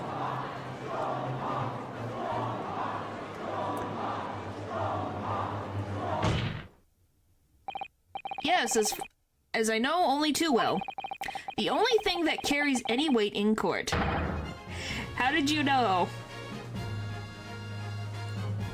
Is hard evidence. But, Mr. Naruto, evidence is there to use at this stage in the trial. I have an idea, and I don't know whether anything will come out of it, but if there's ever a time for using this particular item we have among the evidence, it's now. Da da da da! Take that! Our savior is here. Again!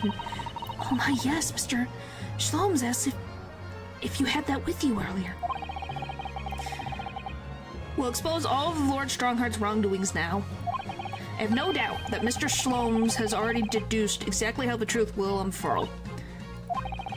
So I think it must be time for the great detective to take center stage, don't you? Yes, absolutely. Let's take the hair by the ears then, and heave. Alright, here he goes. Heave! Ow, ow, ow, ow. My dear fellows, must I remind you every time, a gentle tug will suffice. Mr. Shloms, you're looking in quite the wrong direction, Mr. Naruto. Because I'm over here. Mr. Naruto, he's... What the frick? Oh my gosh. He's digitized. It's Mr. Shloms. Holy frick. Oh, I wasn't expecting you back, Shloms. Delighted to be here again, Lord Strongheart. What is the meaning of this? He didn't teleport. He's got a freaking thing that shows him. He's not a ghost. It's like a projection.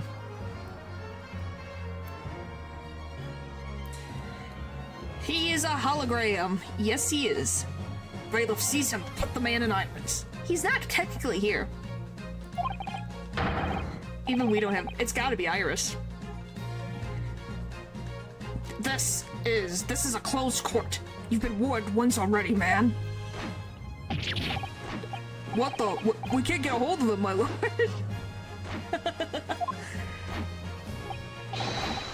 We just go right through him. He's dancing. What the frick is he doing?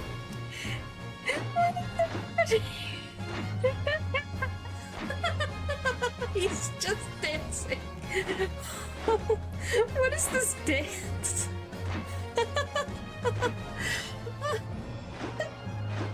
He's making a fool out of them. Yes, he is. He's doing the dance, going hologram. I'm afraid your efforts are wasted. You see, the great detective you see before you is composed entirely of light and shadow. Oh, hello. Mr. Naruto, I must congratulate you on your fine deductions.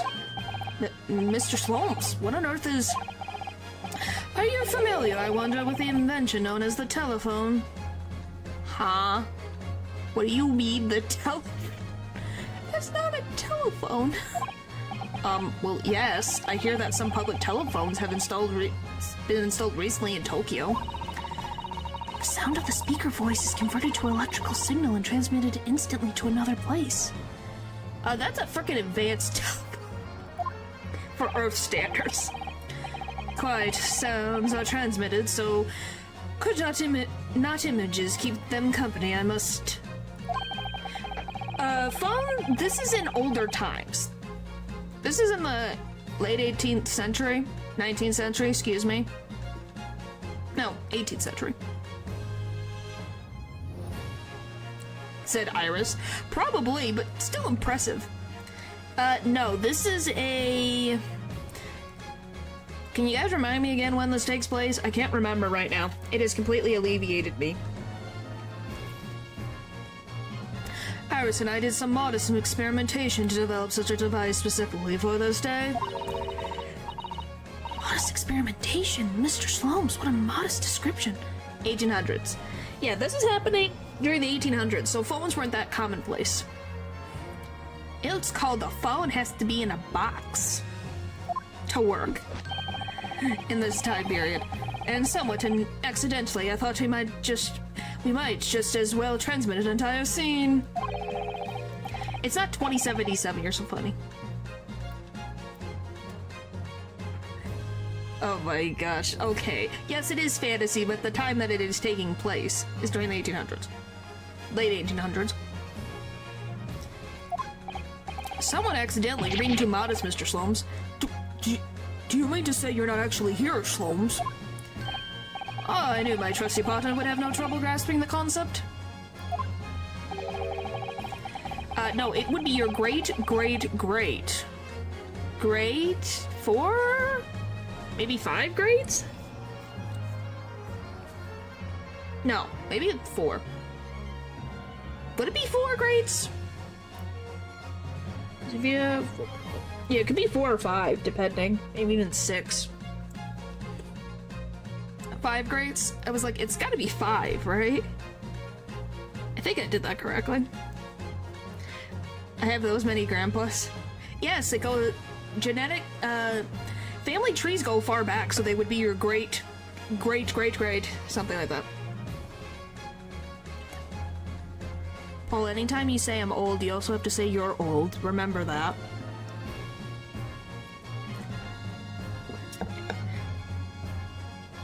And as, Paper has said, yeah, lots of them. Yeah, you have grandpas, tons of grandpas. Tons of grandmas, too. Thank you, Paul. Except he's grasping the stand to steady himself after your shock arrival. Okay, Your father, I would have hoped he might have been forewarned. Being the great detective's great partner. Leave the courtroom at once. Get out, or I swear to you.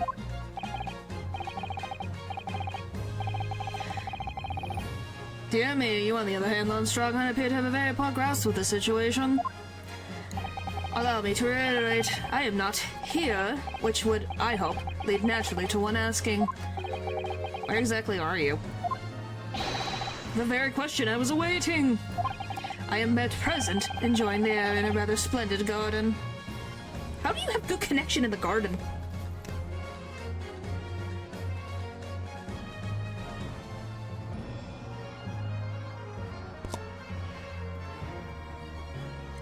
Like, that must be good reception, man. A garden? Not just any garden, you understand? A garden at Buckingham Palace! He's with the Queen! The Queen! Oh my gosh, Sherlock. You really do know friends in some high places. By the Queen! The Queen! What, you can't be Buckingham Palace? What's Buckingham Palace, Mr. Sato? I've never heard of it. Oh, Rianosque. As they technically have as many grandpas as there are species before that use. So, millions of grandpas, I believe. Golly. Do you ever read the news, Mr. Naruto?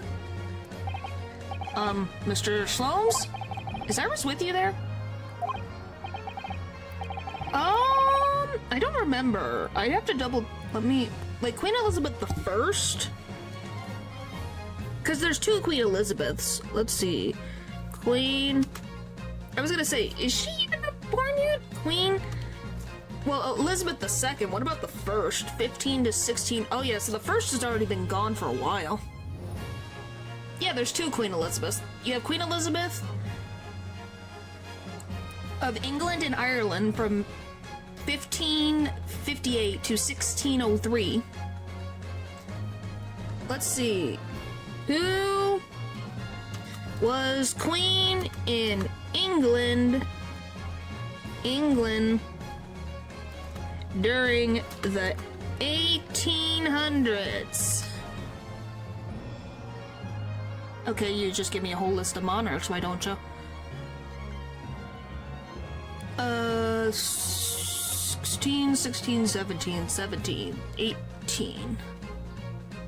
It would be Victoria.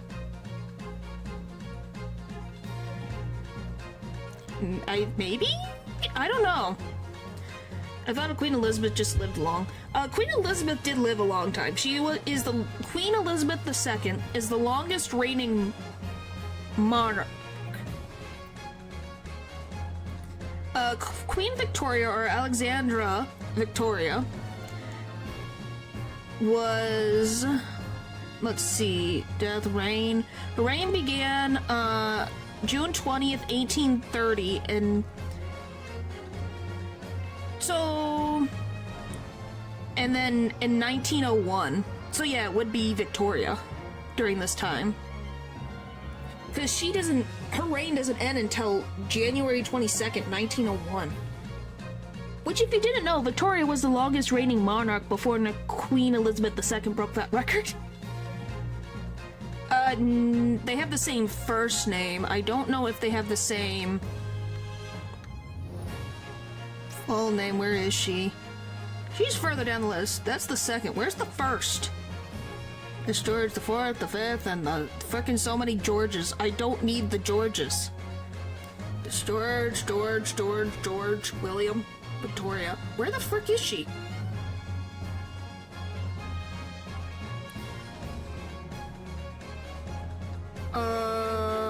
Queen Elizabeth.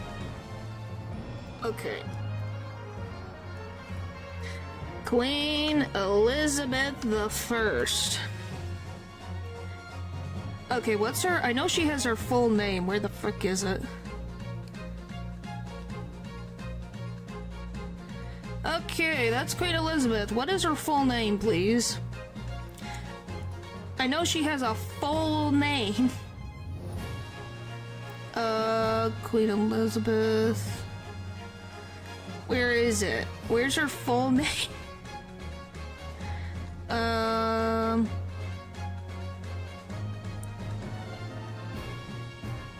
Can't even find her full name. Anyway, yes, point is Victoria lived the longest until Queen Elizabeth II beat out her record as longest living monarch. So yeah. Elizabeth Tudor. I swear she had more, like, usually they're bigger names, but it might just be because Henry VIII is a jerk. And if you didn't know, Henry VIII is her father, and he is not a good guy. So monarchs, kings, and queens, sometimes emperors are like presidents that rule until they expired. Yeah. Second is Windsor. All you have to know is Natural's nephew is that there was Queen Elizabeth I existed before Victoria. So Queen Elizabeth I is already dead by this point, and Queen Elizabeth II, the one that you know of, is not even a blip in time yet.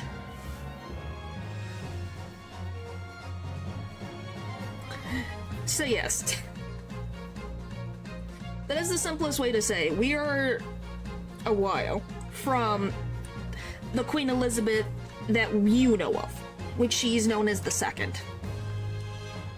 Neat. Yeah, if you're ever interested, just look it up. There are so many Henrys and so many freaking Georges. Holy moly, there's so many Georges. I don't expire. Oh, well now, Iris is currently enjoying some tea with Her Majesty. Her Majesty? Not just any Her Majesty, you understand? Her Majesty, the Queen of the British Empire. What?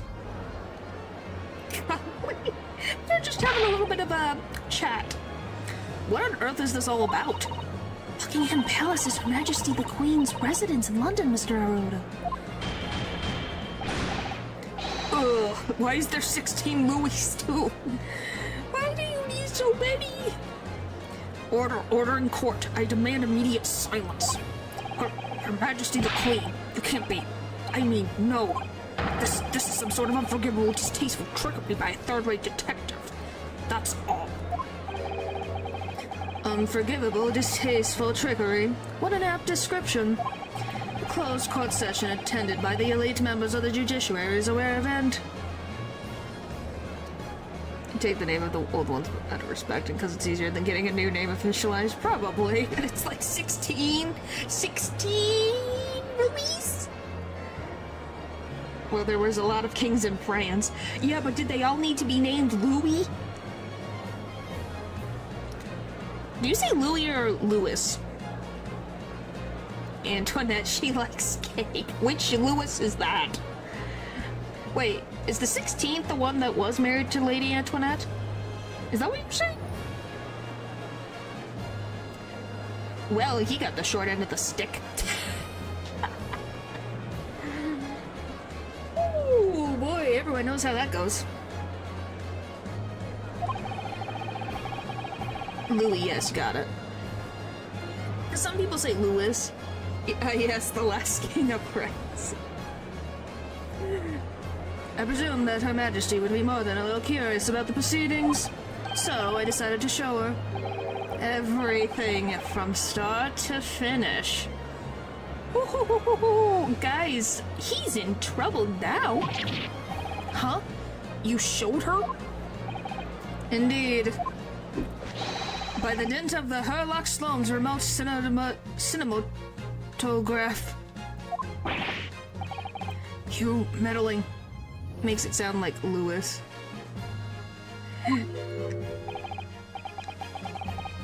Yeah, that's the point.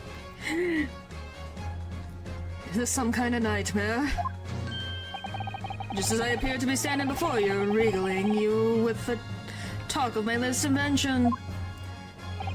No doubt you've inferred that the reverse is also true. You don't mean... Her Majesty has seen it at every moment of the proceedings. I assume there would be no objection. After all, every trial in this country is conducted under the auspices of Her Majesty, as you know. And she does have a right to know if she is the reigning monarch. So are you going to object? Yes, he is the cameraman. You. I confess I'm quite impatient to hear Her Majesty's opinion about the unforgivably tasteful trickery in which you've been engaged over the past 10 years. No, I was merely... Oh, I'm sorry to keep you all waiting. Vicky and I had so much to talk about. Okay, there you go. It confirms it is Victoria. Auspicious. Okay. Yeah, it really is Victoria. Iris, there you are. In fact, I have a little message here from Her Majesty. A message? She's probably saying you are promptly fired, get out. Well then, if anyone is sitting comfortably, him. Who is the kid? She's a freaking genius. She's the one who made this happen. Forthwith and the immediate effect, all authority previously afforded to male Strongheart is hereby revoked forevermore. Idiot. Furthermore, he will be prosecuted for his crimes against his country in a public trial by jury in the coming days. So, it seems that Her Majesty doesn't believe we need to fight fire with fire. Justice in this country needn't to be administrated from the shadows at all.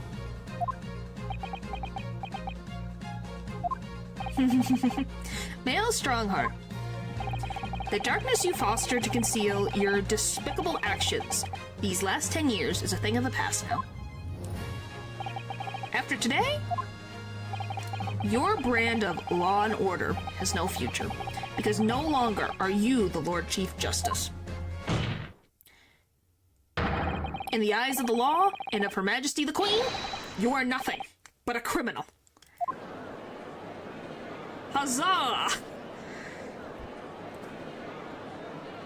She's not in the court. Adjourn, adjourn, adjourn, adjourn, adjourn. Court is adjourned. Oh, and he broke it.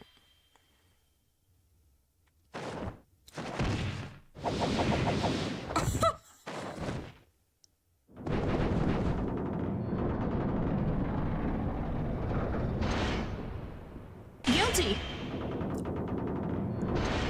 Oh my.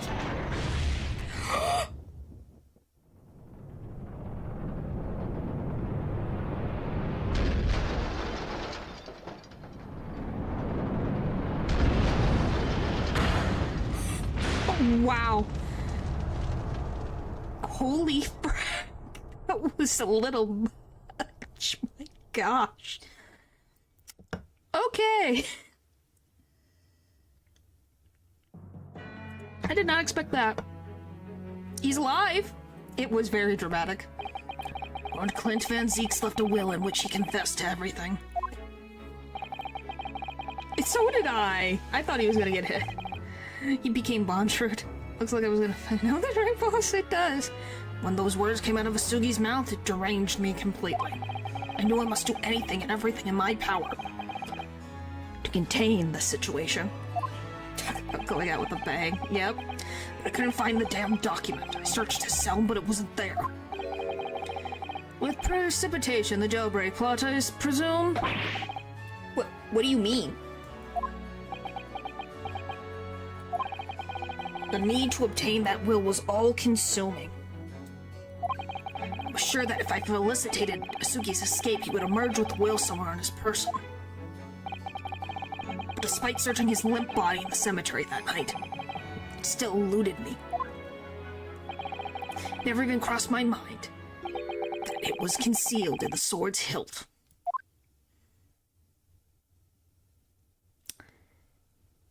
We won! We won!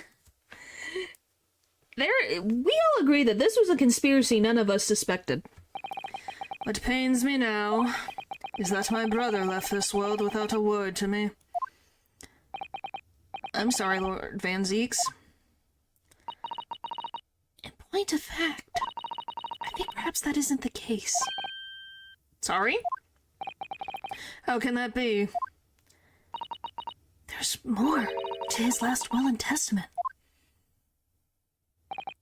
What? Yeah, there's more. Well, yes, because your uncle has frickin' played this game. As I confront the prospects of my demise, I feel bitter regret for my young brother. Brooke, you have always looked up to me, and now you followed in my footsteps to become a prosecutor. It is my fervent wish that my unspeakable deeds should not hinder your advancement. I ask not for your understanding, for none could understand my depravity. I only ask for forgiveness. Aw. He really cared about his brother. Sugi is a fine detective, and a hunter worthy of respect. Not what I meant, but makes sense. Oh, I thought you were talking about your uncle. He has agreed to honor my final two wishes. The first is that this document survives. The second, I cannot commit to paper. I have confessed my sins to my wife. She may find resolution in my death. With my eternal gratitude to my Japanese friend, I rest my quill. Clint Van Zeeks. You didn't do anything. Come on, you have to admit. Brilliant one. Yes, he is very brilliant. My goodness. Because he was... I have no idea. We don't know. Clint. So guys, remember how I said there's a secret still here? That's not the secret. There's another secret. There's a freaking another secret in this freaking thing. Because it never ends. Male Strongheart. You colluded with Seishiro Jugoku in a criminal plot so immense it spans the oceans. Oh, what is it? We'll see, we'll see. And you cold-heartedly murdered all those who knew the truth about what happened 10 years ago. Still, yes, still, there is something else in this freaking thing that has not been answered yet. that will be answered. But why did you set about that now a whole decade later? To ascend to the very peak. This last 10 years made me realize being the Lord Chief Justice wasn't enough. Short of becoming Her Majesty's Attorney General, I could have no real power to affect the changes needed in this country. And for that promotion, I needed to ensure no remnants of the past remained. How could you? I liked everything to run smoothly, in the exact manner that I prescribe, like a well-oiled machine. And I was just a step away. And for your ambition to succeed, did you even bother to count the number of brilliant people you had killed?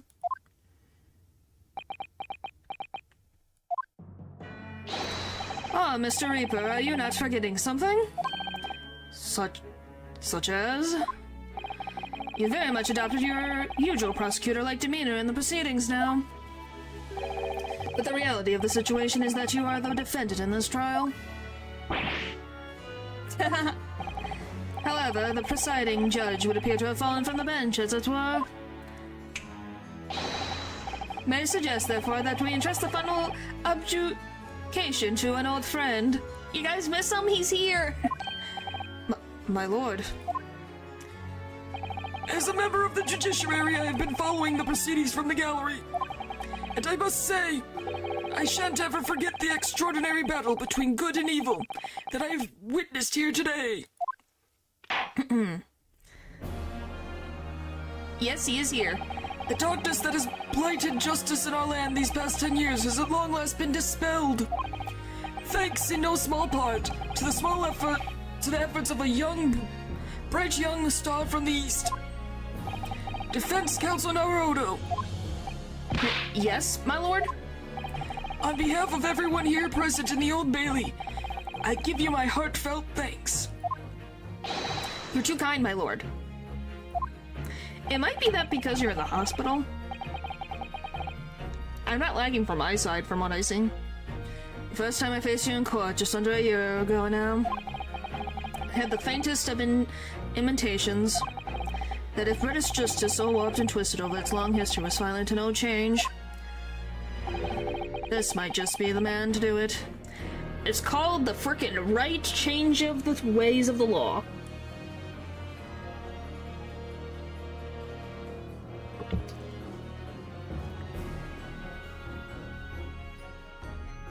No, he just looks like Santa Claus, but yes, he did exist for... I think he existed that far back. He's existed for a long time.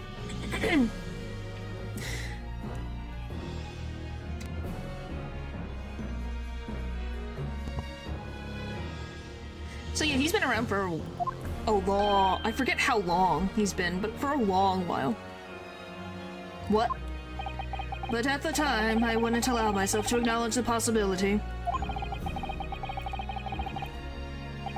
Yes, Sans Nicholas existed before 1800.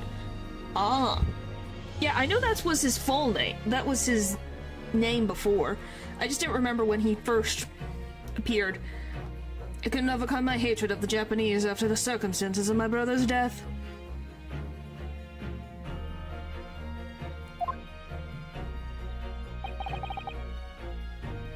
Well, St. Nicholas and Santa are the same thing. It's the same person, just a different name. Mr. Naruto. Allow me to apologize for the countless discourtesies on my part. You are a lawyer of boundless talent. Holy crap, the world's gonna end. Van Zeeks complimented us again. And it's still been 2 hours. When I first arrived in Great Britain, I was literally a nobody. Certainly not a lawyer. The truth is, my fortunes have entirely been made by the miraculous people I have met. My best friend, Kazuma Asuki, who led me here to Britain in the first place. My loyal and ever-patient judicial assistant, Miss Sato, who helped me study to become a lawyer. The brilliant Lord Van Zeeks, who never failed to challenge his Nipponese rival. And not to mention, the exceptional master of logic and reasoning who showed me the true art of deduction, Mr. Schloms. Saving the best for last, Mr. Naruto. What a relief. You were worried you weren't going to be talked about. I'm well aware that without all these people's help and support, I wouldn't be where I am today. The truth is a guiding light that always leads to happiness. I've lived by that principle for a long time now, but actually, it's not true. The truth can also cause great pain, sometimes even leave people on the brink of despair. And for that reason, there are those who feel the need to hide the truth, who do it instinctively even. But as soon as we allow our eyes to settle on something other than the truth, the darkness takes hold. And from there it grows until eventually it makes us blind to the guiding light of the truth altogether.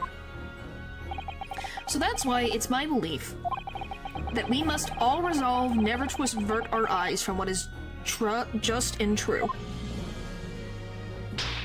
Yay! One final time, so that we can continue to walk the straight and narrow path ahead.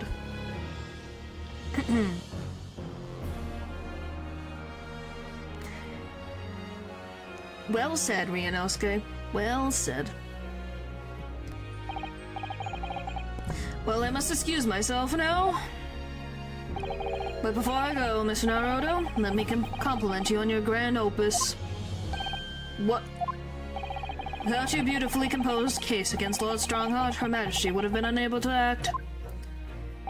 Thanks to you and your fellows, the haunting undertones corrupting Britain's justice system have been silenced.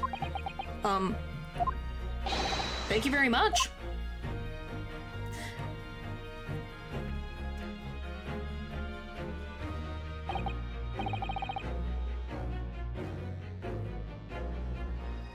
So, until I pass for us again somewhere. Goodbye. Well then, it would appear that the slump trial has finally come to an end. Finally. Finally. My apologies for any anxiety caused, my lord. Alright, natural. Objection high, K.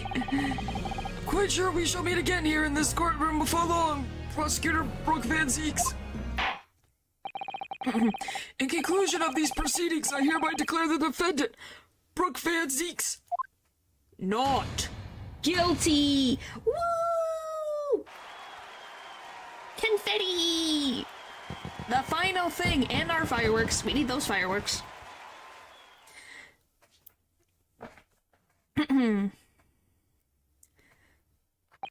That is all. Court is adjourned. Do you love that this took 2 more extra hours to get through? 2 more hours of this thing. Welcome back. 4th of November, 4:21 p.m., the Old Bailey Defendant's Antechamber. It really is all over. But did I sacrifice too much? Mr. Naruto. I really must congratulate you. Natural's nephew is saying he's back because of the Wi-Fi. Remember he had Wi-Fi problems? It was a truly splendid performance. Honestly, I couldn't be happier for you. Oh, thank you very much. But I really couldn't have done it without you at my side through it all, Mrs. Sato. Oh. Your kind words mean so much to me. It was really a very splendid show, that, Naruto. I'd have thought you'd be smiling from ear to ear, but you look rather glum. It'd be a lot of persons. Well, I just know that that is who last said something. Well, of course. No, Uncle still, they added more machine. It's to his bed. Well, hopefully they are just there for a little bit. Well, of course I'm delighted about the verdict. I am not guilty, what do you mean? But in exposing the truth, I'm afraid I've caused my client a great deal of pain. I'm really not sure that's what a lawyers ought to be doing. Oh, well, in that case, I'm quite sure that when you see Lord Van Zeek's smiling face, everything will be much better. Him smiling? That's terrifying. there we go. Yeah, he's being taken care of. Yeah, that's a smile, right, guys? This is a smile. That's oxygen. That's helping your uncle breathe while he sleeps. Mrs. Sato, everything seems worse. He has a face like thunder. Oh dear, I really shouldn't have presumed. Mr. Naruto? Yes? Almost a year it has been now since I first encountered you here in this very courthouse. For you to have risen to the level of excellence you demonstrated today, well, it's quite remarkable. But I exposed the most unpalatable truth you could have ever imagined in court today. I feel as though I've robbed you of something you've held so dear.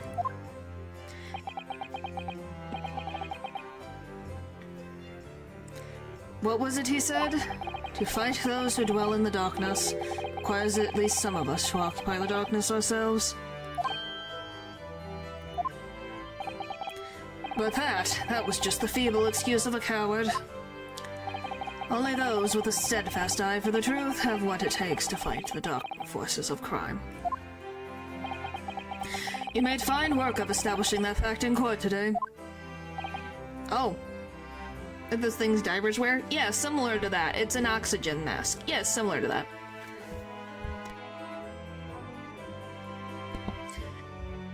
Okay, all I can say, Kay, is Natural had an accident. So he's in the hospital right now. That's all I can say. It's not my place to talk about it, but that is what it is. Well, thank you. What a magnanimous words. I'm quite sure that Kazuma-sama would have a smile on his face at this very moment if he were here. He's probably not smiling either. Kazuma. See? I hope he gets better too. Okay, I really do.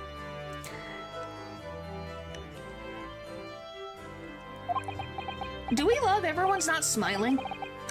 Mrs. Sato, there's another face that's like thunder here. Oh my, and he really was here. How big is this room? Lord Van Ziegs? Allow me to congratulate you on your acquittal. Congratulate me, or curse me, if you fail to bring down the Reaper. I owe you an apology.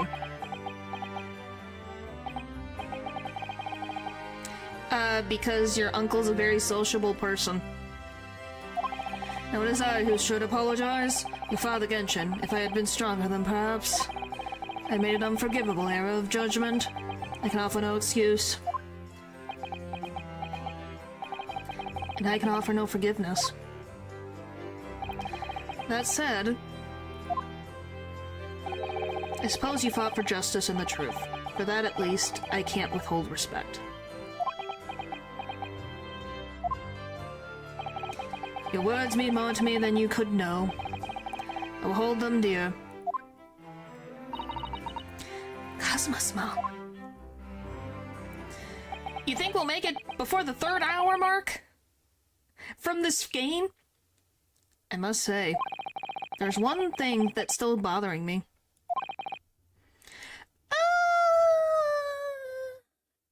I don't know, you have to ask your uncle that question. Or even your father, or your aunt. They'll probably be able to answer you.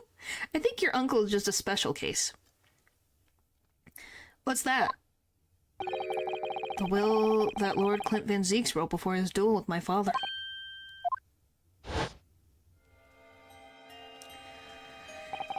Sugi's a fine detective and a hunter worthy of respect.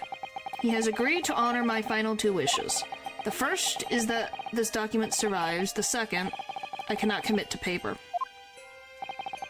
I have confessed my sins to my wife. May she find resolution in my death.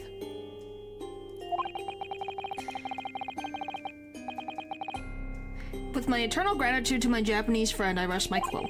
Clint Van Ziegs. What can the second of his final wishes have been? That your father agreed to honor, you mean? Yeah, I wonder what it could mean. I think perhaps I might be able to shed some light on that. What? Father? It's 10 years ago, as you know. The day before the execution was scheduled. I went to the prison to say my farewells to Genshin.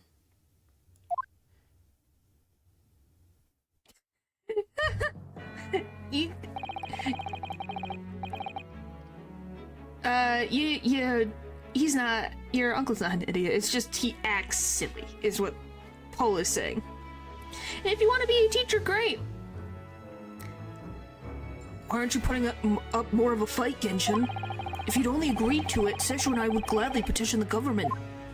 I've been through this already. You don't need to worry about me. Anyway, Eugen, I have a favor to ask of you. Something of great importance. Now guys, do you know what that is? I can tell you exactly what it is. Because I know, by accident. But I know what it is. What's a fun subject to teach? Well, that depends on what you find interesting. You're my greatest friends, Genshin. Whatever it is, consider it done. I'm going to tell you an address. I need you to go there at once, in secret, and tell no one. You should find a lady of the gentry hiding in there. I like math, and you can be a math teacher if you want. Lady of the gentry? She's not in a good way, and she's with child. The birth is imminent. So yeah, guys, there's the final little piece that I told you, the last secret. You guys can connect the dots. As a medical man, I asked you to attend to her, please. You're her only hope. By any chance is the child yours, Genshin? Don't be daft. It's a favor that was asked of me by a man I knew, as his dying wish. My goodness. I swear to the man that I would help, that I would do whatever I could for his wife and his unborn child. But if something should happen to me, I need to ask that you that same favor. You're the only person I know that I can truly rely on. What did you say? If something should happen to you, tomorrow night, you're going to be... He has a niece. Genshin like Genshin, in fact. No, that's just his name. Yep. Uh-huh. Yes. Van Zeeks has a niece that was born 10 years ago. You never know, though, do you? What life will bring. Alright then, tell me the address. I'll head there at once, with Seshiro and... No, not with him. Pardon? This is a favor I'm asking of you, and only you, Eugen. Right, I see. Very well then. Yes, Kay. That very night I caught a train from Paddington to Dartmoor in Doven. I found the old house in the middle of nowhere. It was an old hunting hound lay asleep in the grounds. And look whose hair that looks like. The poor woman was on the floor at the back of the darkened room. She was in mortal danger. I broke her waters to precipitate the labor before she weakened further, but it was a tortuous birth. I did everything humanly possible for her and her child. Yep. Yes, Natural's nephew. And in the end, I was lucky enough to welcome a new life into the world. But tragically, my efforts to save the mother's life were in vain. I held the healthy newborn girl in my arms and wept for longer than I care to remember. Eventually, in something of a daze, I looked around the room. There was precious little in it, but an old travel trunk caught my eye. It had clearly been well looked after over the years, made of top-quality leather with fine stitching. But it was when I saw the emblem on the side of it that everything dropped into place.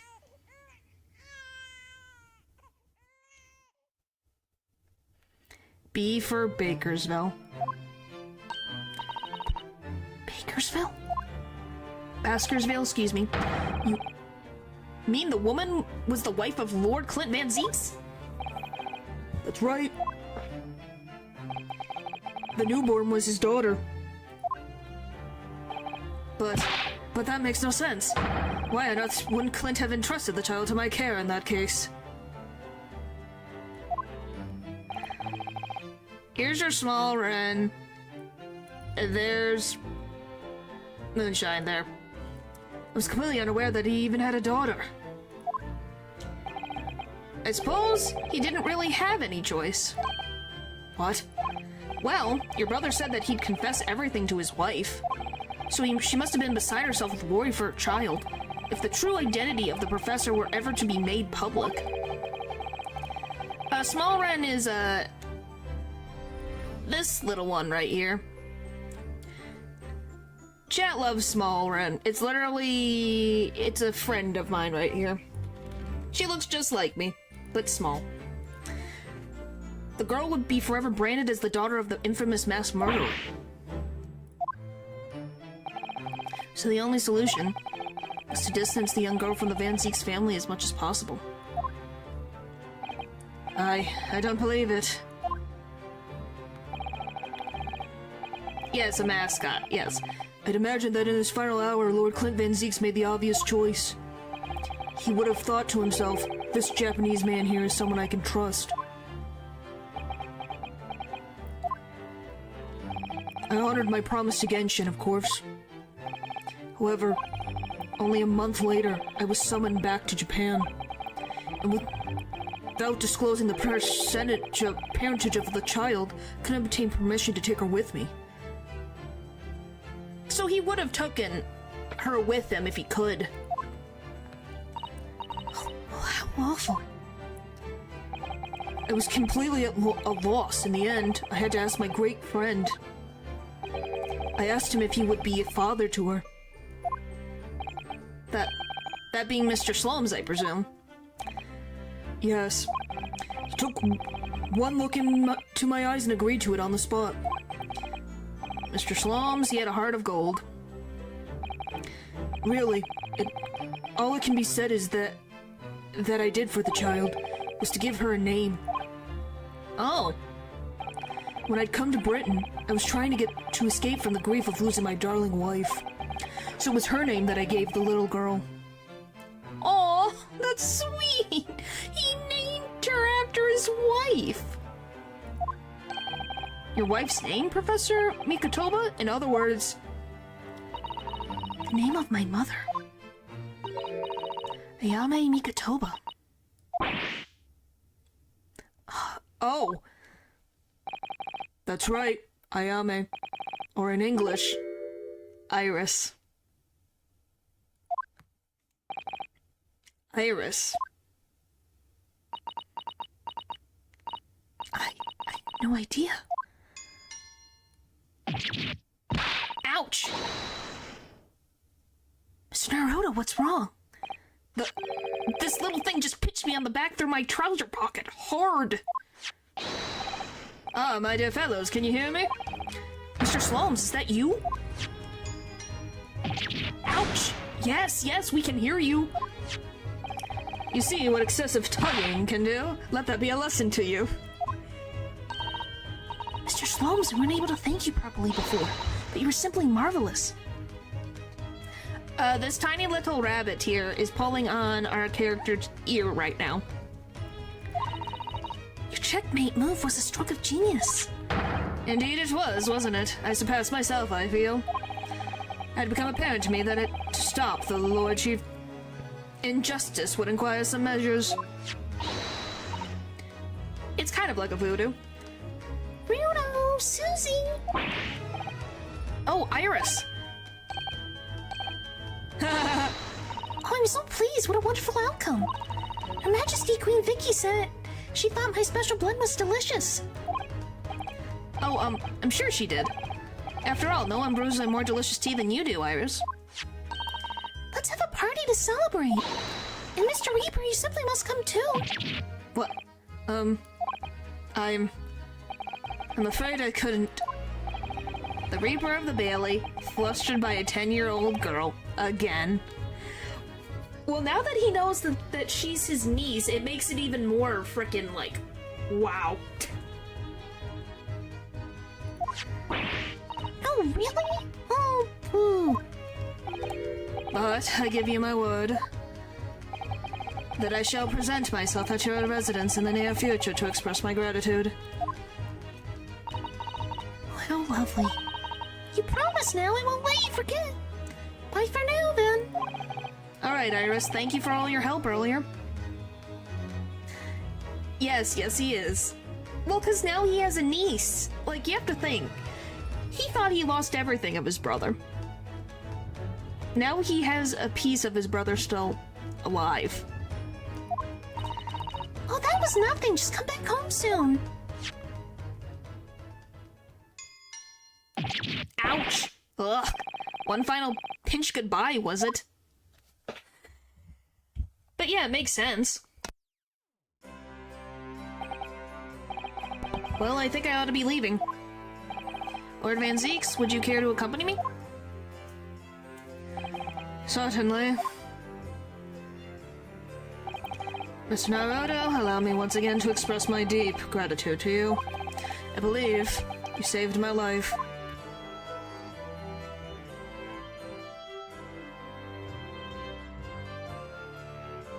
Wow.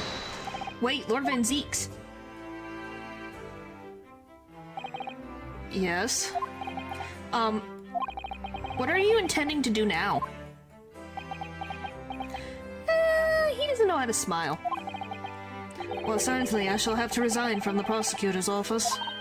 Oh, no. I intend to publicize the full truth about the Professor case. Did you do a little bell too? Kind of, in a way. Once that's done, the Van Zeeks family will be ostracized completely from London society. Surely not. So as soon as I'm free from my employment, I shall leave the capital. Oh, I see. Don't be a fool. Are those the actions of a man once feared as the mighty Reaper of the Bailey? I beg your pardon? For the past 10 years, you've endured that pseudonym and been cast as one of the dark forces yourself. Now that you've finally been freed from that disrepute, your battle is just beginning, surely. Well, I certainly never expected to hear those words from your lips. Waited a very long time to come to London. Now I'm properly here. I intend to learn all that I can. Anyway, goodbye for now. Ryunosuke Naruto. Kazuma Sugi. Seems as though he really matured suddenly. He's not the only one who's matured, Mr. Naruto. Well, I think we should make our way back to Baker Street. We must help Iris with tonight's dinner. We must. I can't believe there was 3 hours left of content in this freaking game. It was then that I came to an important decision about my future.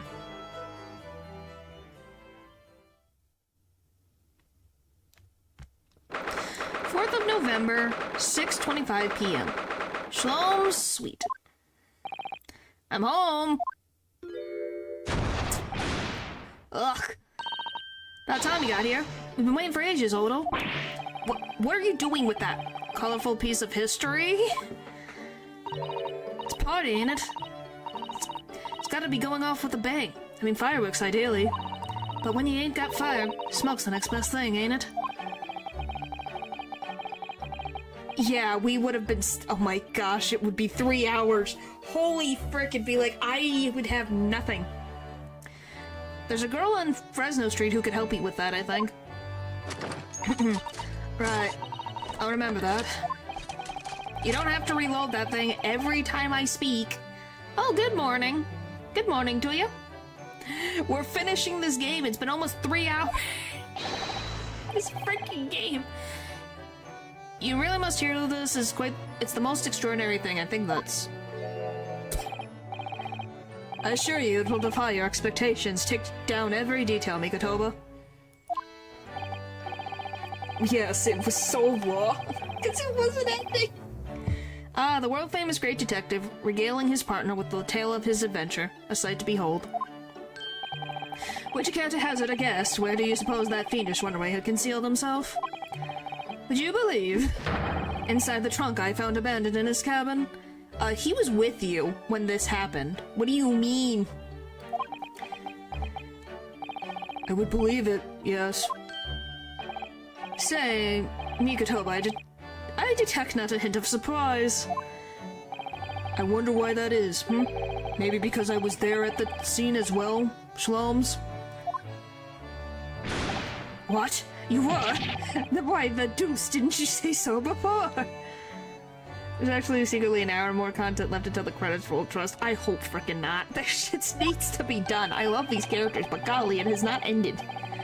Very nice, never played an Ace Attorney game myself. Oh, I would suggest it if you love some funny characters. Oh, it'll be right up your alley. Not quite the side I was expecting to behold, but still. It's hard to not feel privileged to see it. Hello, Mr. Slomes, Professor Mikotoba. I'm finally back from the Bailey. Please, no. No more. I don't need another hour of this game. And not a moment too soon. Feast prepared by Iris and Mr. Sato awaits. I must say, I haven't seen Sato looking so happy in a very long time. Oh, Bruno, there you are! Dinner's on the table, everyone. Please do come and take a seat. Do we have enough chairs? Time to fill me boots. Please don't actually fill your boots. We're almost to Apollo Justice. It is there. We can see the finish line. Goodness, is that really true, Gina? Yep, I'm losing me clobber and going back to what I was doing best. It's a Dova's life for me. An hour long and it's unskippable. You can't even close your client. I don't think that's how that works. You're really leaving the police force? But why, Ginny? Well, the boss ain't around no more, so... Oh.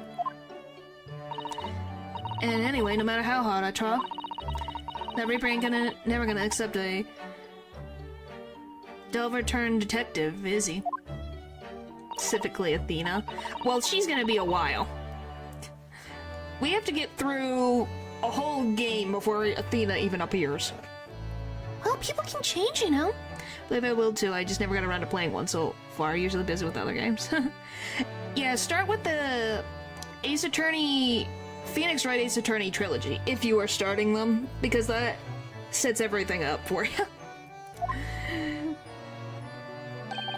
Ah yes, that reminds me. I'd rather thoughtfully offer to relieve the bailiff of his now defunct piece of evidence. Oh, he's gonna give Gregson's pocket watch to her. Oh, it's the inspector's pocket watch, and the crown has been reattached. The watch was his pride and joy, a symbol of his great achievements at Scotland Yard.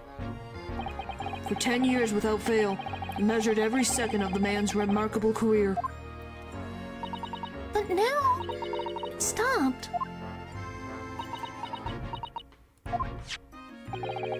Someone needs to keep the memory of Inspector Gregson's career alive by taking on the great responsibility of winding the watch every single day again.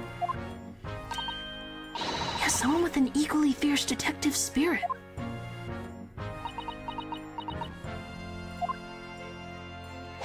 It's gonna be me. There ain't no one else. Aw, quite right. I mean, after all, the boss was... Well, he was my boss. Yay, Ginny! Yes, he was! Aw. She is, yes. Oh yeah, I made you a promise and all, didn't I, Iris? That I'd become a proper detective one day and track down your old man. Oh. Alright then, it's decided. I'll do it. And I swear. I'll find your dad and bring him in kicking and screaming. I'm not entirely sure that would be appropriate. Yes, I think, Gina. It might be best to, well... I think I'd like you to forget that promise, Ginny. Eh? Iris? Well, obviously I've always wondered about who my real dad is. Of course I have. I want to know where he come from. I thought it might tell me something about myself. But I've caused such a lot of trouble trying to find out. For so many people. Hurley, Bruno, Professor Mickey? Oh no, not at all, my dear, really. You owe no apology to anyone. Well, anyway, I've decided to give up on it. Because I finally realized. She might have. My dad is the greatest in the world.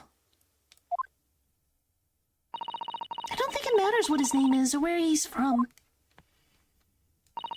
Don't you agree? Hurley?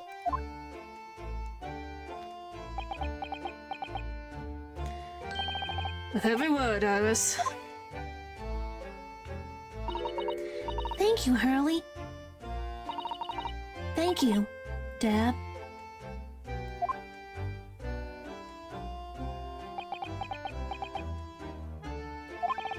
I think Mikotoba. Yes, Slomes? Well, she grew up very fast. I think I ought to express my gratitude to you. Oh? For 6 years, you and I solved many mysteries together. And during that time, I remembered countless expressions of gratitude for your good services. But a moment ago, I heard the most pleasing expression of gratitude of them all. Do you want to know how old she is? She's 10. Iris is 10 years old. She's very strong, very smart 10-year-old, but a 10-year-old nonetheless. I should never have experienced it were it not for you. You old softy Slomes. But I must confess, it weighs off my mind to hear you say it. You have to think she's that smart. Well then, I think it's the cause for a lengthy violin recital, wouldn't you say? Oh well, the food would go cold. That's the only problem. Maybe next week, Hurley? Are you sure a week is long enough, Iris? Ha ha ha ha. Okay, Paper, what the frick? Kind of. Even amidst the most troubling of cases, even reeling from the most shocking of revelations. Returning in the evening to this suite of rooms, there is always warmth and happiness to be had. The home of the world's greatest detective, and my home too, with my greatest family.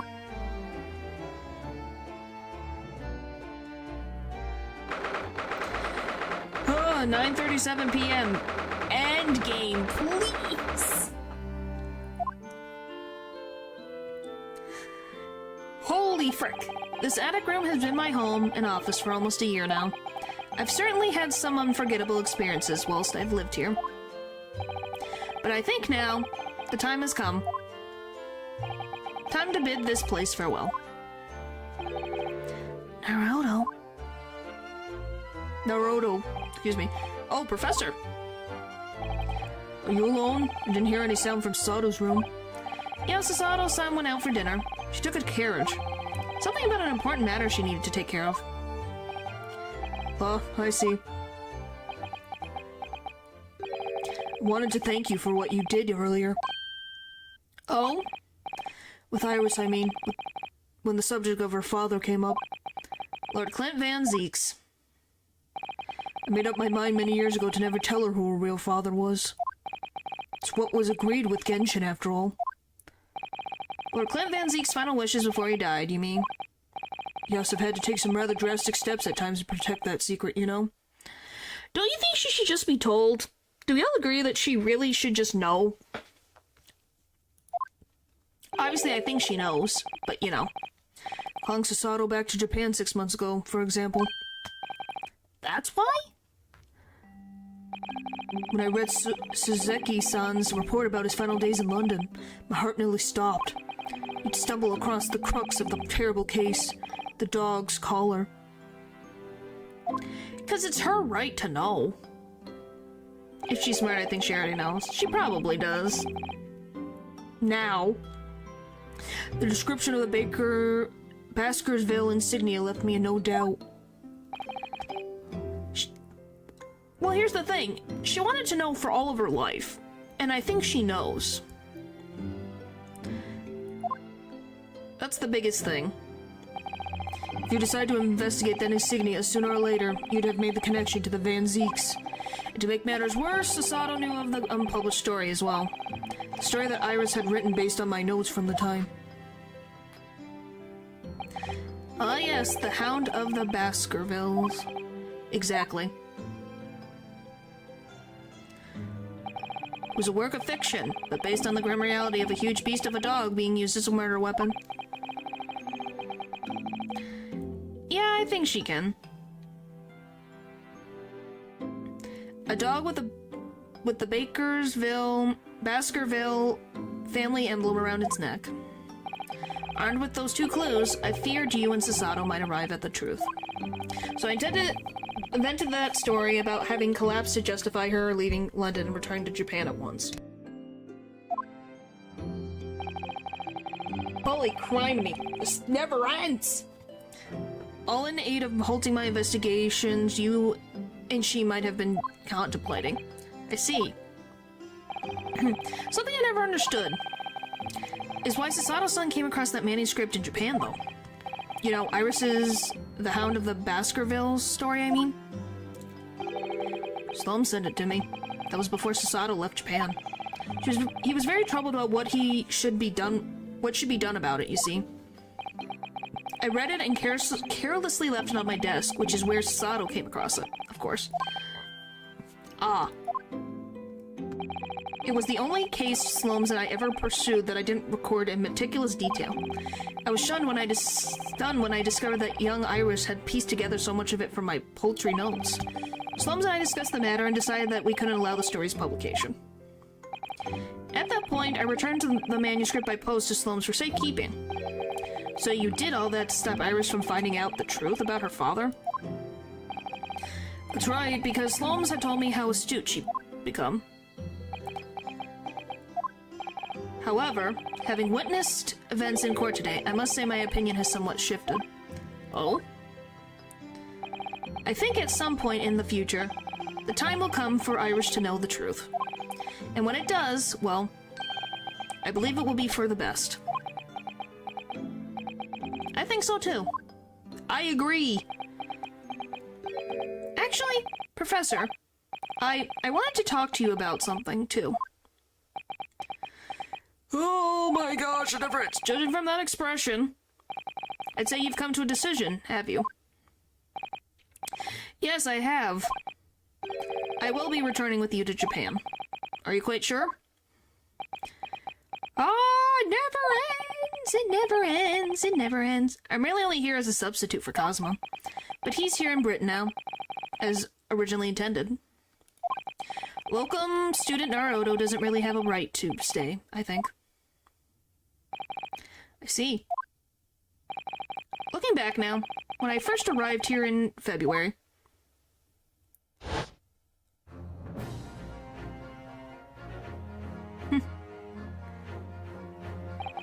my becoming a lawyer just seemed to be the way things turned out. With Kazuma, Sasato-san, and Mr. Slums all gently pushing me in that direction. Is that gentle? Is Slums gentle? Not really. I spent the best part of a year immersed in this world, but as always aware of a seed of doubt inside me. Until today. Standing in that courtroom earlier, all doubts vanished from my mind. Gentle while it was fight or die, yeah. I was totally focused. I was sure of my belief in my client, and I was sure I could see the trial through. And at the end of it, I finally realized no one else chose this path for me. I chose it myself. Are they a ship? Who? Who are you asking specifically? She's everywhere? Sasato is his... She helps him with cases. She is younger than him, so they could not... I would hope they would not be in a relationship because of the age difference. Thank you very much! Path of a defense lawyer, eh? Yes, that's what I am now.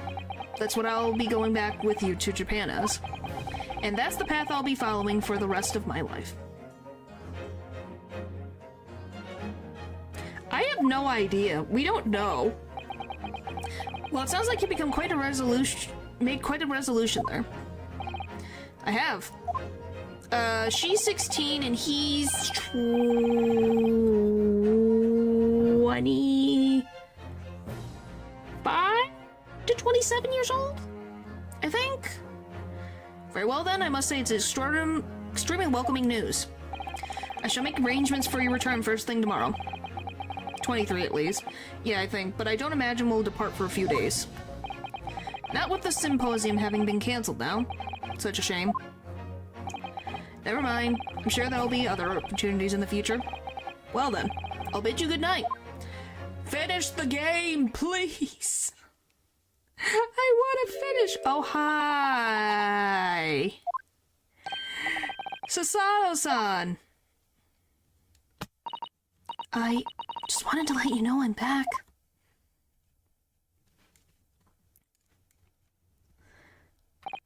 Did you, hear what your father and I were discussing? I'm sorry, I did, yes. I couldn't help, but...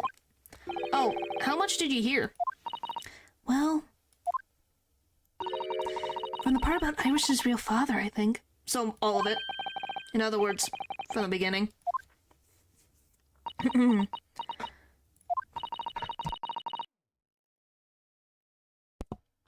So you've made up your mind. You return to Japan and continue working as a defense lawyer. Yes, I'm sorry. I really should have consulted you about it. I did want to earlier this evening, actually, but you've already gone out. Well, they have been each other's, working partners for a year. Oh, no, that's not quite right. That's quite alright. I knew that is what you decide, Naruto-san. You did?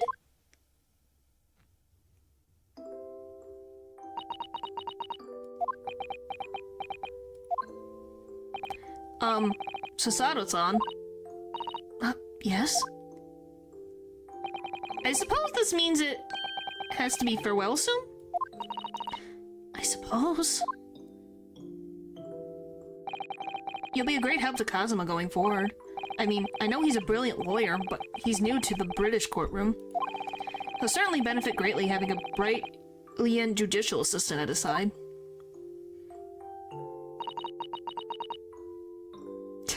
I'll do my very best.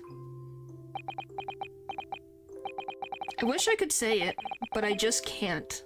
Say what? I can't ask her to come with me, after all. You could ask! She was always supposed to be coming to Britain as Kazuma's assistant. It's growing late. We should both try to get some sleep. I'm sure you must be exhausted after today. Oh, yes. You're right. Before I retire, let me just say one more time. You really were quite splendid in court today. So if you ask me, anyone who thinks of you as a substitute or a locum should be ashamed of themselves. Sasato-san. Thank you.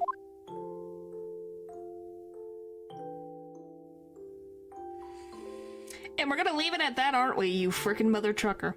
You make me go through all of this. Would Alexis might actually be make this shit if they got separated for a few years? It might be. 7th of November, 5:42 a.m. Port of Dover.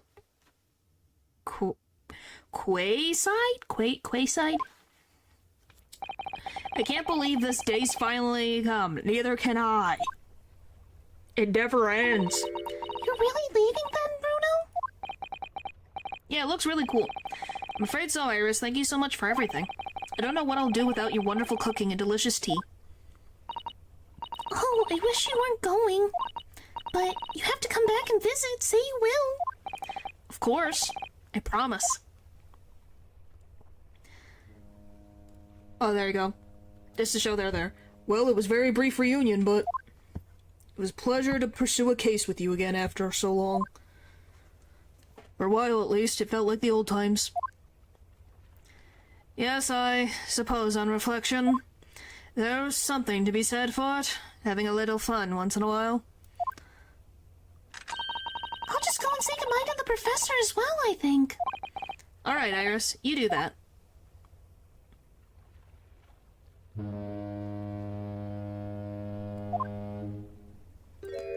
Hi, Susato. Susato-san. Oh my gosh, she's talking. Alright, I gotta take a quick break again. This freaking stream has lasted so long. Hang on.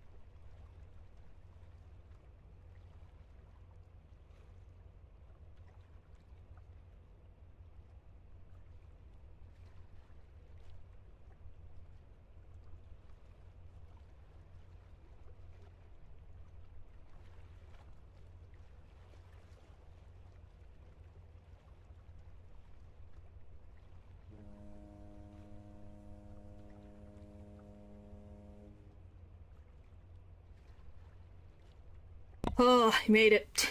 Golly, this... Like I said, this game never ends. It never ends. We're always here. It's never ending. Okay, he's gonna talk. I've just checked, Naruhodo-san. Your luggage is already on board. Such a beautiful morning. Perfect for embarking on a journey, isn't it? Before I set off, I'd just like to say how thankful I am for everything you've done for me. And give my warmest regards to Kazuma, please. Actually, Yes, it's voice I acted. think you ought to give him your regards in person, don't you? Sorry? Because it's the last bit. No, that is her accent. That's always been how she does. Ryunosuke, Oh, look who's here. Kazuma! What are you doing here? do you really think I'd miss my best friend's departure? Oh, well, thank you, but I think they do. I think their voices are a little bit better than mine. Thanks. To be honest, I'd been looking forward to our wild time tearing up the streets of Her Majesty's capital. But, I kind of like the voice. It fits. Yep. What do you mean X? Well, we'll have to save that for another time. Personally, I'm looking forward to facing you in court again. me too. But, we're both defense lawyers, so, I'm going to become a prosecutor. I'll stay in Lord Van Zeek's tutelage for the time being, but before long, I intend to be just as formidable as the Reaper himself. Oh boy. This is how their voices have always sounded. You just have been used to how I make them sound. That's the difference. He probably is. I forget who he's voiced by right now. Oh, I see. I don't. You can have multiple best friends. Actually, Ryunosuke, I have a favor to ask. Name it. Oh boy. I'd like you to take care of this for me for a while. Again? Karuma? Why? Because I've seen it now. I've seen what's inside me. The demon that reared its ugly head that day.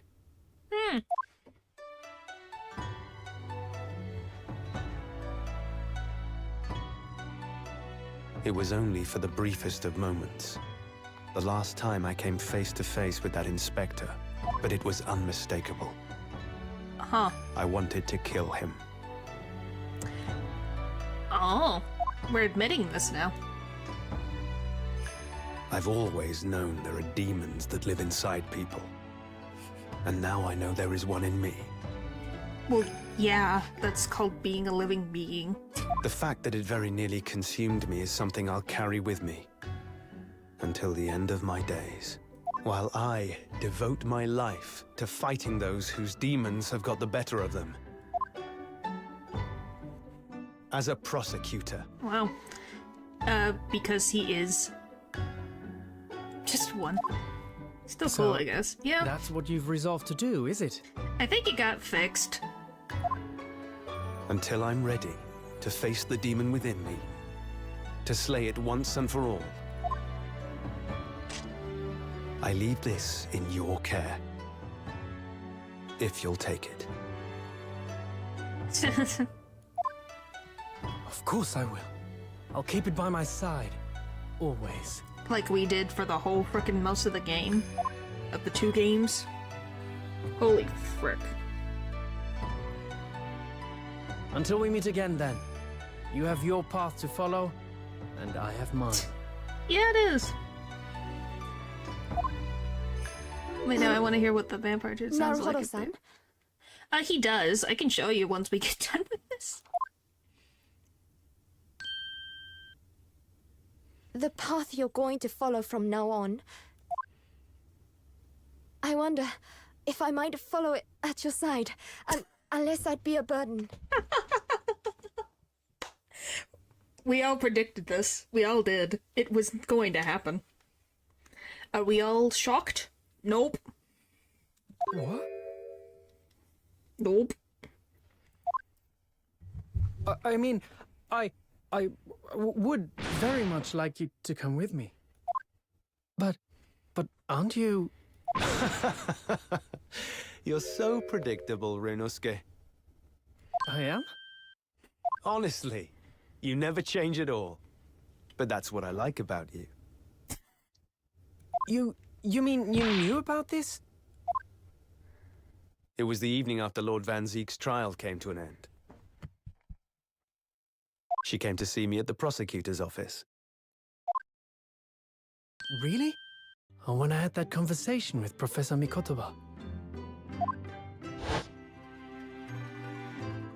So, you'd go with Ryunosuke back to Japan? Yes.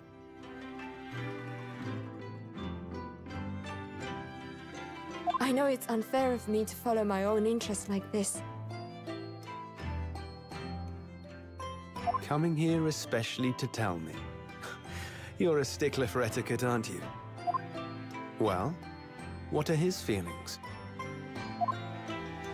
We've never discussed it, of course, and Naruhodo-san has made no such suggestion.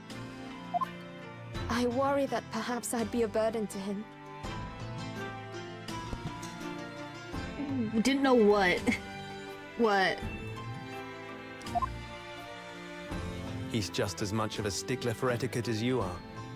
He'd never say anything This? before he Like was this asked. ending whole cutscene stuff? Yeah, I had no idea.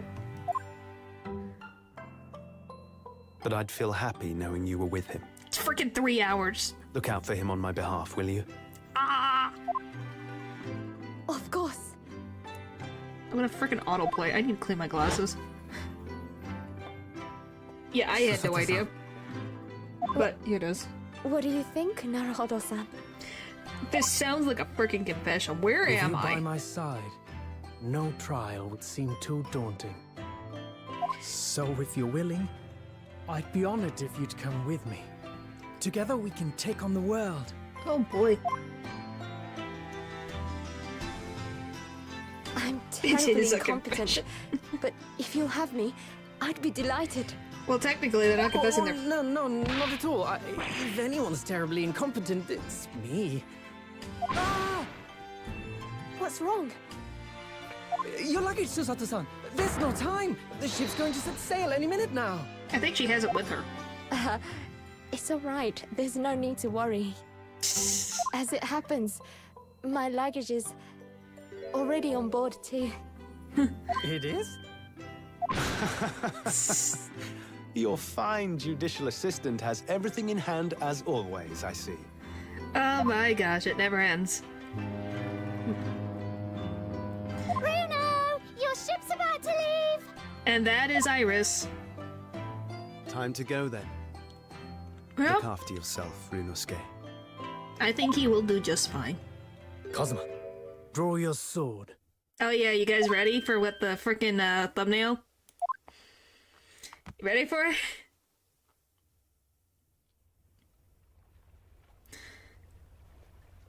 Well, maybe you'll have that one day, Paper. Look at this.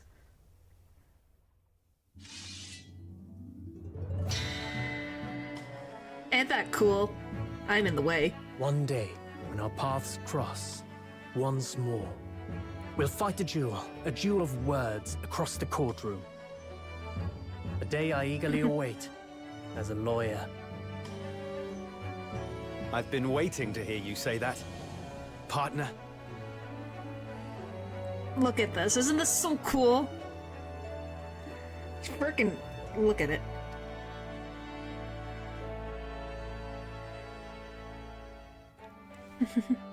Don't forget me then, Kazuma.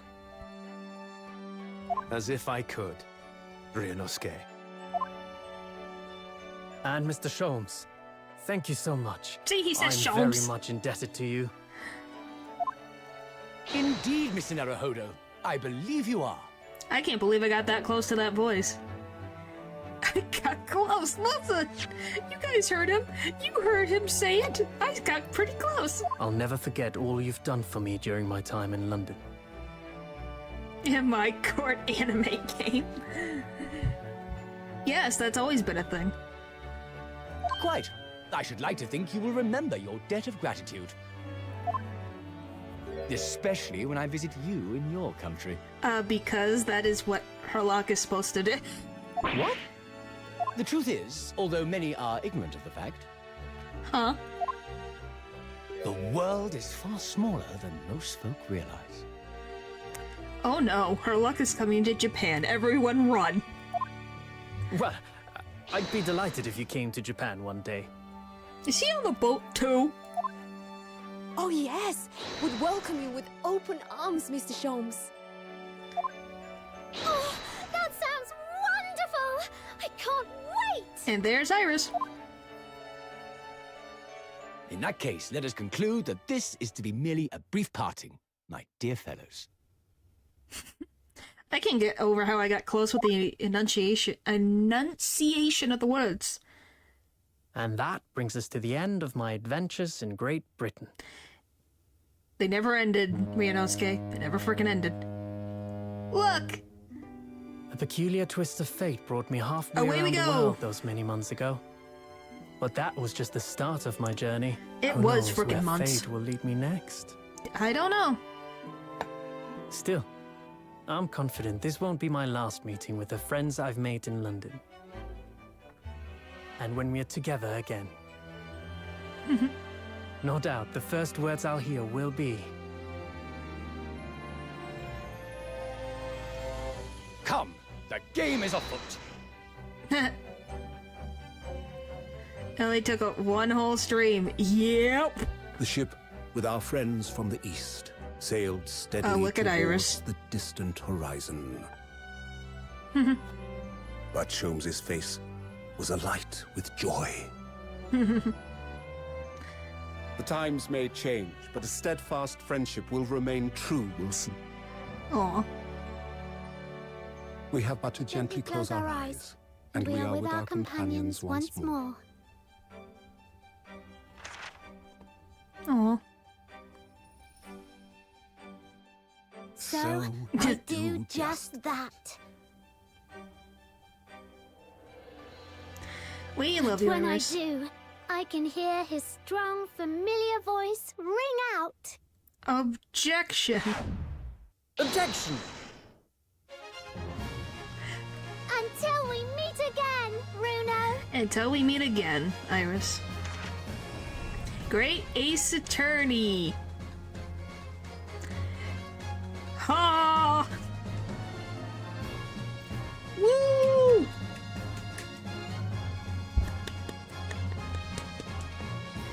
What a show. I've been thoroughly initiated with inquiries about the remote cinematograph sent that day, but no purveyor of electoral goods and would have the promised close-court secrecy. Anyway, I've decided an absence from London is in order, sojourned his distant climates, the Empire of Japan, perhaps. I understand that wardrobe class incurs no charge whatsoever. Irish Chapter 2, her rocket ship guy. I just placed it, let's see how long the credits last. Golly. I gave a little note to Harley the other day. It's just said, "Thank you for everything, Dad." But it made Harley cry.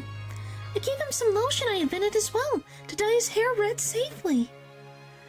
But he said that might make him cry too, so he'd rather not use it. I wonder why. I think he had trauma from that. Golly, don't. He's never gonna dye his hair in his life. Ever. Again.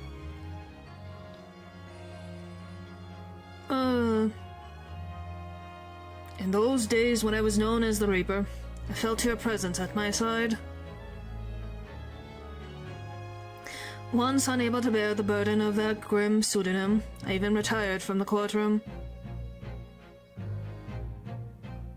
Despite everything, I still wear your prosecutor's badge with pride. But the darkness that once beset me is no more, as you too are no more. In the words of a young foreign friend of mine, I must stride forward towards a brighter future. Aww. You think he's gonna become the Lord Chief Justice? Aw. The boss left me a note for me, you know? And I can read every letter now, A to Z to a whole lot. It's clearly I wrote a load of stuff up. The boss was trying to protect me, see? And that exactly what me and Chief Inspector Toby here are gonna be doing for Londoners. You know, not like... I wish I could have said how grateful I was before you know. Aw, Gina. I think he appreciates it. I think he does. Yeah, we're friends now. Gina, the truth is I'm not up the upstanding fellow you think I am. You might be a Dover at heart, but it's a good heart. You've reminded me I need to be true to myself. I've got one more job to take care of before it's ta-ta to London town for the foreseeable. And then, I've got to complete your education in the art of detection, a la Gregson, as they say. Aw, he was gonna... Oh, he's so sweet! Oh, my heart. It hurts. It's... Oh... Your Excellency, this man is accused of illegal entry to the office of the Minister of Foreign Affairs.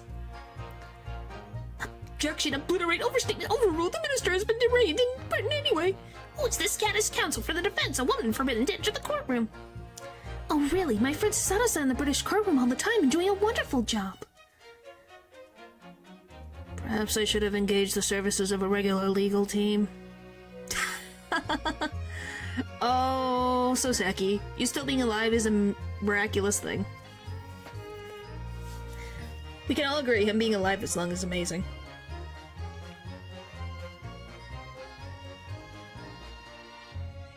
Oh! Mama, is it true about Japanese people? Are they experts at filleting corpses? Filleting corpses? Yes, they are. Fish corpses on the whole.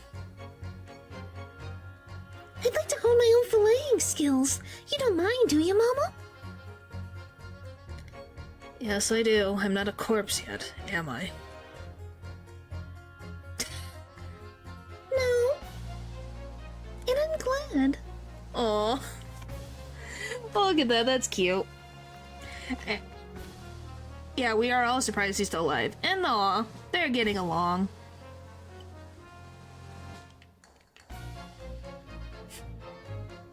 Yeah, that's her daughter. Here I am again in Great Britain on the invitation of my dear old university friend. He sent me a nice letter saying he'd like to show me around, that everything was settled. But what have I done? I was so excited. I picked a splendid hotel and now I can't afford the bill. Oh, Brooke, come to my rescue again, please. I wish I could just vanish into thin air sometimes.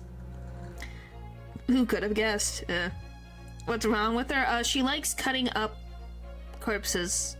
Because she is someone who deals with, examining dead bodies. When I went to make the waxwork impression of the killer in the cemetery, I realized what had happened. But even in the witness stand of the highest court in the land, I could never speak of it. The Lord Chief Justice and I had struck a bargain, you see. For a faithful reproduction of the visage, there is nothing we Tussle spells wouldn't not do.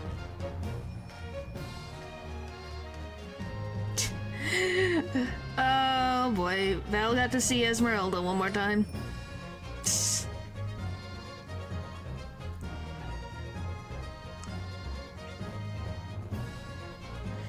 Everyone calls me gossip. I sell jaunty little tidbits to passersby, you know?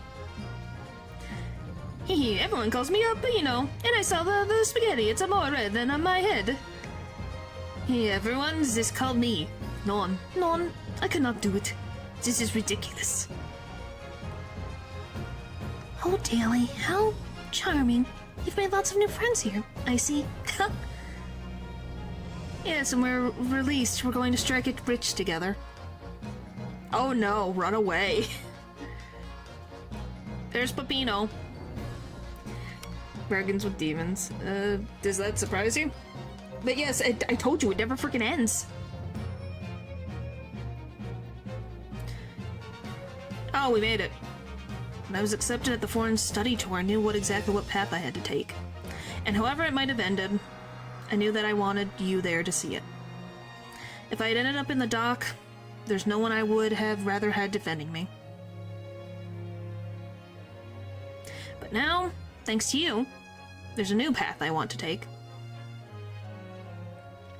I'm sure we'll meet again in the courtroom, my friend. Well then, I leave him in your Karuma in your care. Okay, see you later, paper. Oh boy.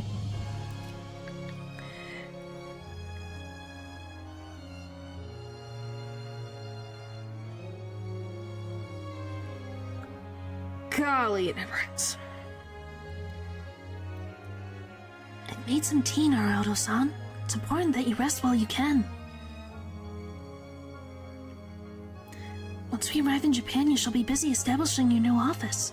I'm so delighted to be accompanying you. After all, your talents have been recognized by a great detective. Because you really are the greatest of lawyers, a great ace attorney, some might say. She said it! She said the thing! Great ace attorney! She said it, guys! She said the thing. From JoJo. Aww. Look at the picture. Oh, it's so cute.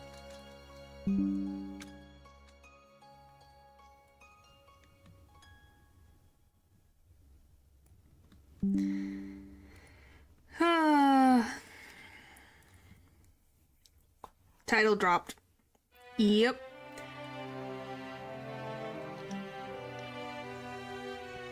And guess what we're doing again? The freaking... I can't even speed this up. Oh, and by the way, here's the voice actors.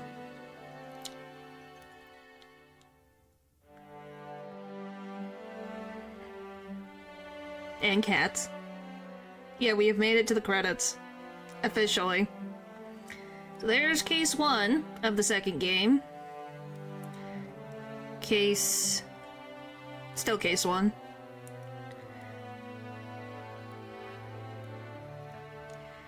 Boom, boom, boom, boom, boom, boom, boom, boom, boom, boom, boom, boom, boom, boom. That depends. Now we're in case 2.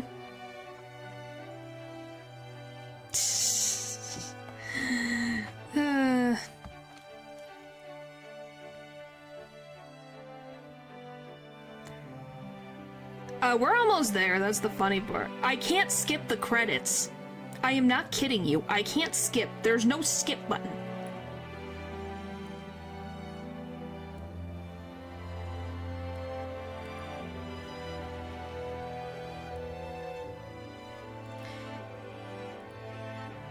Wow, I guess this got a little... You can see it. There's only a pause button. I'm not kidding. That's case 3. Yes, they do. But yeah, this is case 3. What do you mean tap? Who tap dancing? What do you mean tap? Wow, someone did the video capture of tap dancing.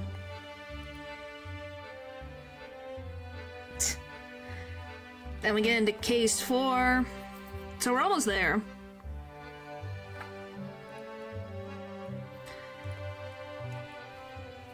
See, we're almost there. And then we're gonna be on to case 5, since it's kind of connected together.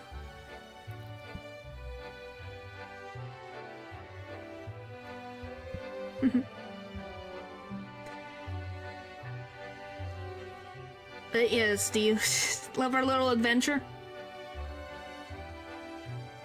And then we hit case 5. Aww. Look, there's the tap dancing. Look at these frickin' 2 guys. Look at this. Look at this. Look at the dancing.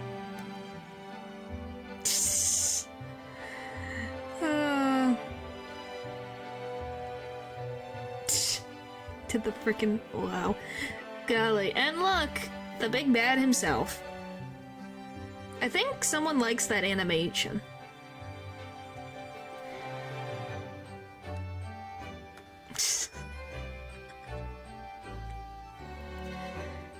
Golly gee. Why is it that every other time we see the main character and the other woman, they're in different clothes, like the kimono and the black outfit, and then the blue one, the blue one the dude wears, and the purplish whatever she wears? That is because it's an alternate outfit. I put on an alternate outfit for the second game. That is what they, like, the outfit that you see him and Susato wear is actually their outfits. But there are second outfits as an option. Alright, can I get back into my spot now? Yeah, they're alternate outfits. They're still walking. We're still walking. Can we stop walking? Look better than the ones you wear. Well, this was their first outfits. The second outfits were outfits as an option. Are we good now? Am I free? Huh. Oh, look. They're getting their cardio in. Yep.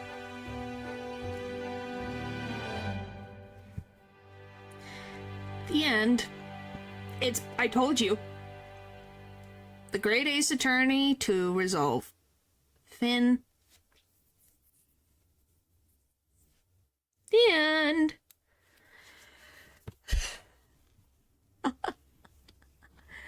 Look at that. Isn't that pretty? The Risen Resolve. Ain't that a beautiful picture? Look at that.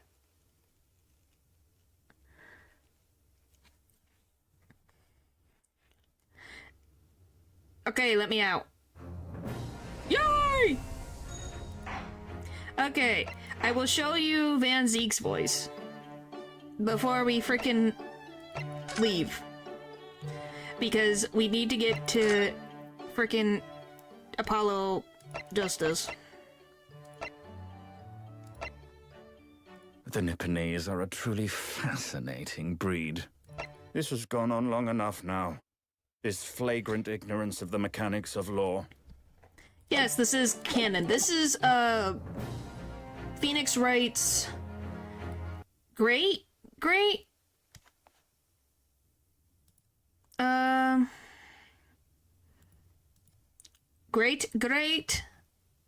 grandfather? His great-grandfather? Something like that. Please don't cover my whole screen. Yep, it's gonna cover my whole screen. Health warning! I know you guys can't see it. Some of the contents of the game that are reserved.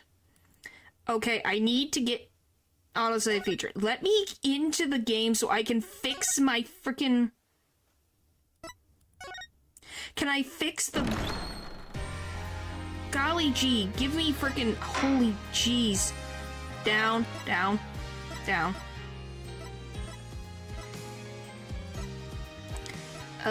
Configure. Down.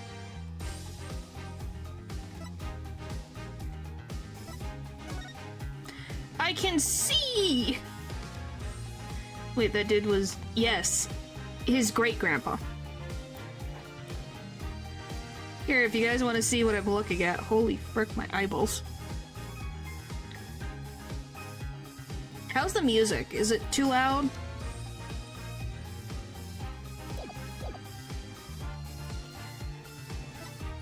Game selection and music. Hi, everybody. Look at those updated graphics. Woo! All good to me. There's Clavier. The hair, maybe. Yeah, sounds okie dokie. Yep, it's Apollo. We're here. There's... Is there really only 4? I swear there was 5 episodes. Anyway, new game. But yes, it was made in 2007. This is updated, obviously. Oh, episode 1, Turnabout Trump. As in cards.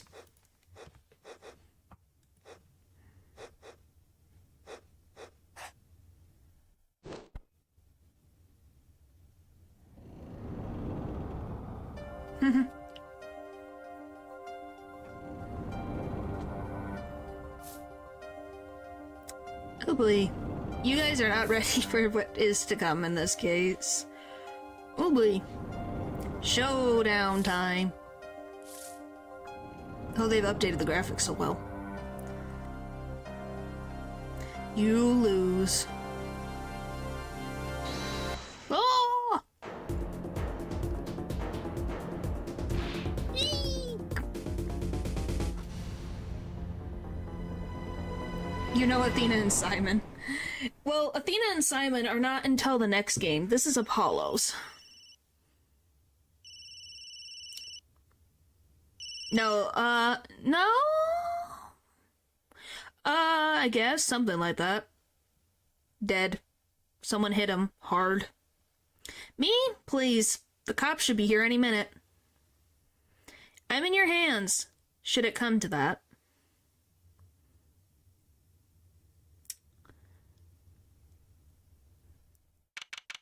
April 20th, 9:37 a.m. District Court. Defendant, lobby number 3. Panicked, palms sweating. I can admit it. I'm nervous.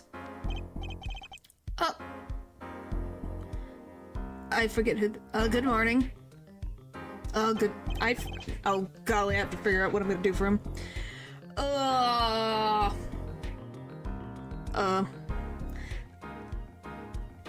Good morning.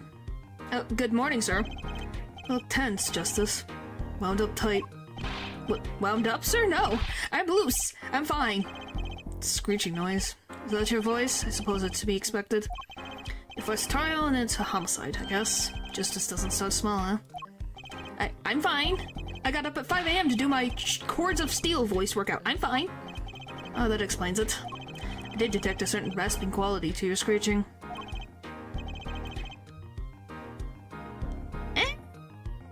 I don't think I want to do that. Oh, if you're wondering, this is not Clavier. Cough. I ever did it again. I see all your client today is a good friend of mine. Wouldn't want to let him down, if you get my drift. Drift gone, sir. I'm all over that drift. Wonder why. As it happens, I dined with him the night of the murder. Uh-huh. We can't let this case fall through. Yes, I'm fine, sir. One more thing. Don't say you're quite fine so much. People might take you the wrong way. Oh. I'll be preparing your case. You might want to introduce yourself to the client. And guess who's our client, guys? Do you know who the client is? My name is Apollo Justice. If it isn't clear already, I'm a new attorney. And today's my first trial. Not that I'm worried or anything. The defendant has been accused of murder. My boss wants to help him out, of course, and so do I. I mean, there's no way he did it. Not him. No way. How did you know? How did you know? Have you played Apollo Justice? Yes, this is Phoenix. Whoa. Good, morning. Morning. It's all up to you today. First trial, nervous, meeting him, cardiac arrest. I think I'm supposed to say something. Help? So you're... Fine, I'm fine. Mr. Fine, is it? I did remember you having an odd name. Well, we're off to a great start. Are you sure you're okay? I mean, with me?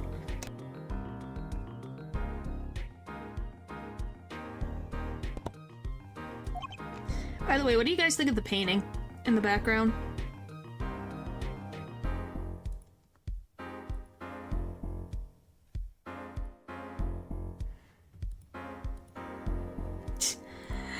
It makes me laugh. I'm not covering anything good. Mr. Gavin is a top-notch defense attorney. Is it a bald old man? Yeah, I think it's the judge, to be very honest. I think it's the judge. But yes, it's a bald old man with either a black shirt or like I said, I think it's the judge. And he's your friend, so why... You'll see. Huh? You can do it. Be confident. I'm really sorry this happened to you, It's time. Shall we? Yes, sir. Okay, I need to focus. First trial, here comes justice. April 20th, 10 a.m., District Court, courtroom number 2. So what do you guys think of Apollo? Look, it's our old friend. He's back. The court is now in session. The prosecution is ready, Your Honor. The defense is, fine. Ready, Your Honor. Mind going blank. Don't panic. Too late. Your name was Mr. Justice? This is your first trial? Yes, Your Honor, but I'm fine, really. Are you quite sure? Your voice sounds a bit strained. You know that there's, that Payne has a brother, right? There's 2 of them. Cough. Mr. Gavin? Yes, Your Honor? I was under the impression that you would be heading up this case. Yeah, you see it now? That was my intention, yes. However, defense attorney must always succeed to his client's wishes. And my client specifically requested Mr. Justice. More like clones, yeah? Well, of course he wants justice, but to entrust his case to this greenhorn, why? I do not exaggerate when I say that you're the best defense attorney in town, Mr. Gavin. Okay, so Gavin's got trial experience, fine, but does he have cords of steel? Then let's begin. The defense may enter the courtroom. Defendant may enter the courtroom. Hello! It's a truly unfortunate turn of events. Sorry we had to meet again under these circumstances. Long time no see, Mr. Wright. Let's put the past behind us, shall we? These days, I'm merely Phoenix Wright, piano player. Mr. Wright, how could this have happened? I won't speak of it further, then. Brother, an Australian one? I guess. I don't know if I can do an Australian accent. If the prosecution would be so kind as to explain the charges, Mr. Payne? To think I saw you enter this room a fresh attorney, and now I see you leaving chains. Oh, Winston Payne, subtle as ever, I see. Ahem. The crime occurred at the Borshwitz Bowl Club, a Russian restaurant.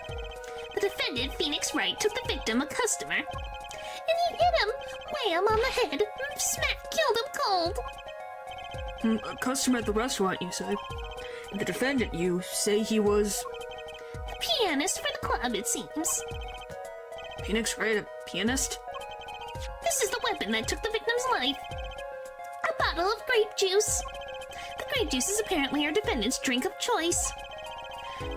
Court accepts the deadly bottle as evidence. Deadly bottle. Grape juice bottle used as the murder weapon. Bears the defendant Phoenix Wright's prints. Something to note. How do I have to do? Oh my gosh, I have to think about a British voice again. Really?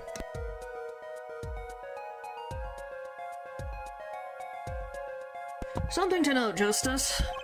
All evidence is filled in the court record. Make a practice of checking it frequently.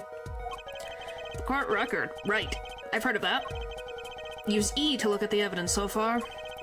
Confident in your ability to handle this? Right, just use E. Sounds like it's time for some hands-on action. Whee!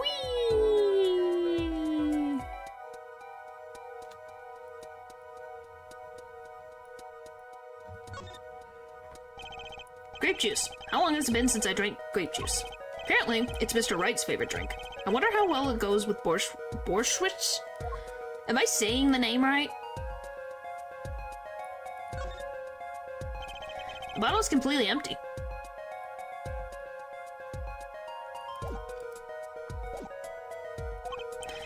So the victim was a customer at this restaurant. But just who was this, Shady Smith fellow? We believe he was a traveler, Your Honor. A traveler? According to his passport, he's been out of the country for a number of years.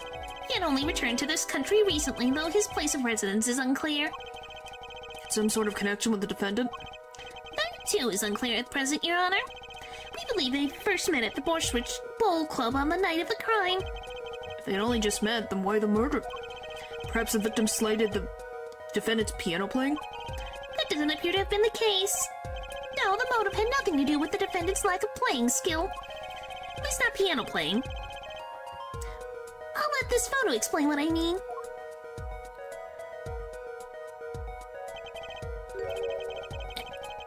Golly. Hang on.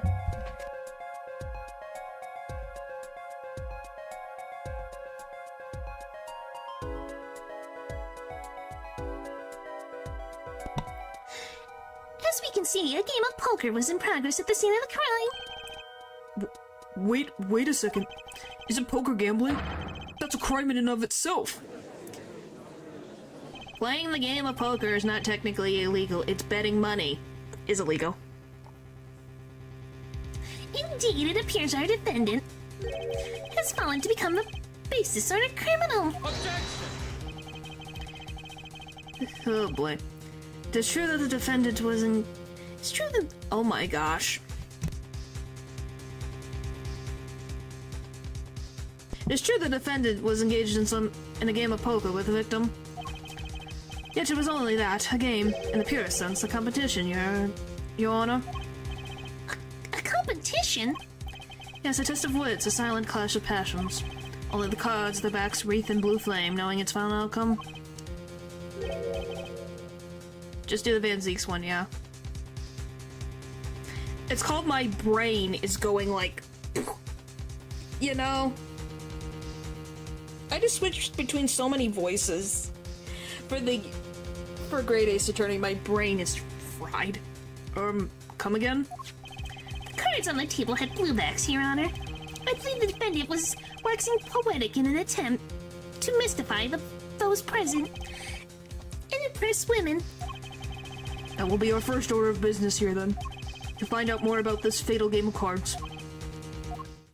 Holy moly, I'm hiccuping now. Very well, defendant. You will testify to the court about the poker competition held the night of the crime. My pleasure. This is it. My first trial. Here goes nothing. So yeah, what do you guys think of having Phoenix Wright as your first client? The competition. I'm a pianist by trade, yet I can hardly play at all. My real job is to take on interesting customers over at the poker table. The room where we play in the competition and there are the club's main attractions.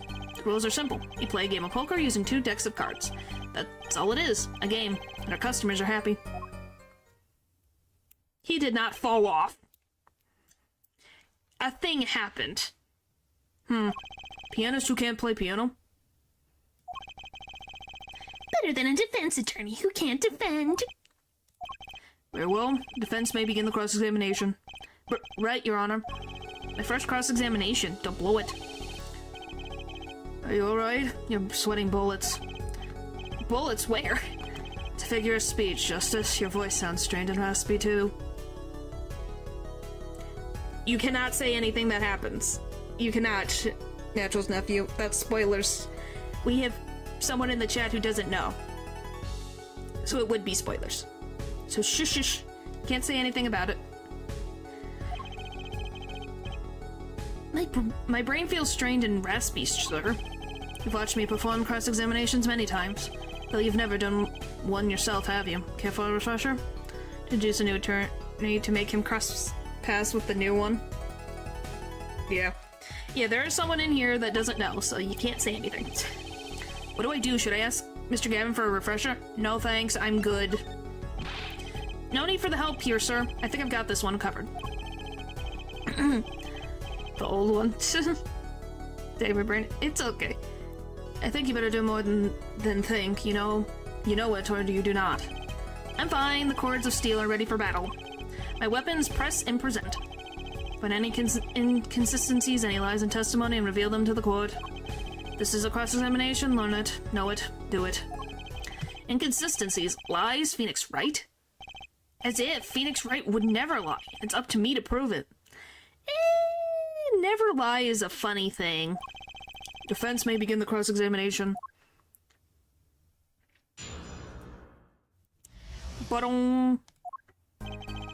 Pianist by trade, yet I hardly play at all. My real job is to take on interesting customers.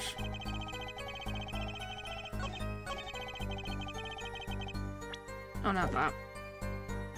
Oh. And go back. I want to look at the court record. Victims, Shady Smith, age unknown, male, estimated time of death, April 17th, between 1:45 a.m. and 2:15 a.m. Cause of death.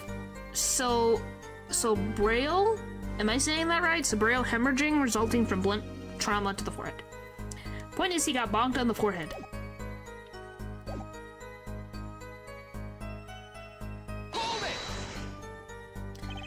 You can hardly play. Oh, I play sometimes, when customers demand it. So I play them one song. That's usually all they want. Was that supposed to be a boast just now? The title of pianist is a mask, a respectable face I wear for the world at large.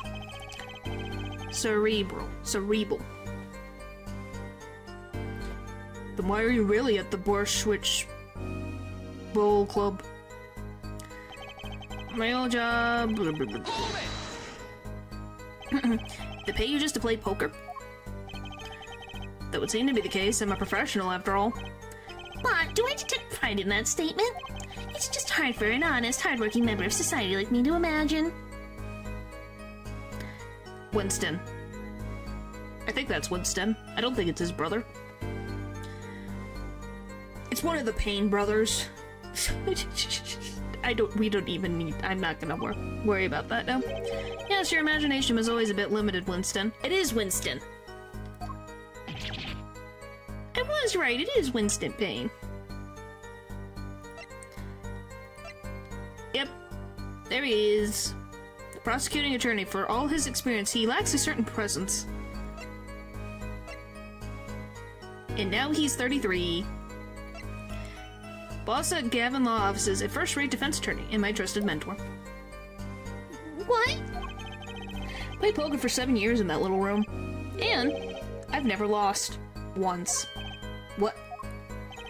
You see why the customers come now? Defeat the undefeated poker champion. It's quite a draw. Boulderbard doesn't look like he knows much about hard work. No, he does not. It's quite a draw. That is, I'm quite a draw. Wait, you've never lost once? Not even one time? As I said, I'm a professional. Played poker for 7 years and not lost once. Is that even possible? The room where we play...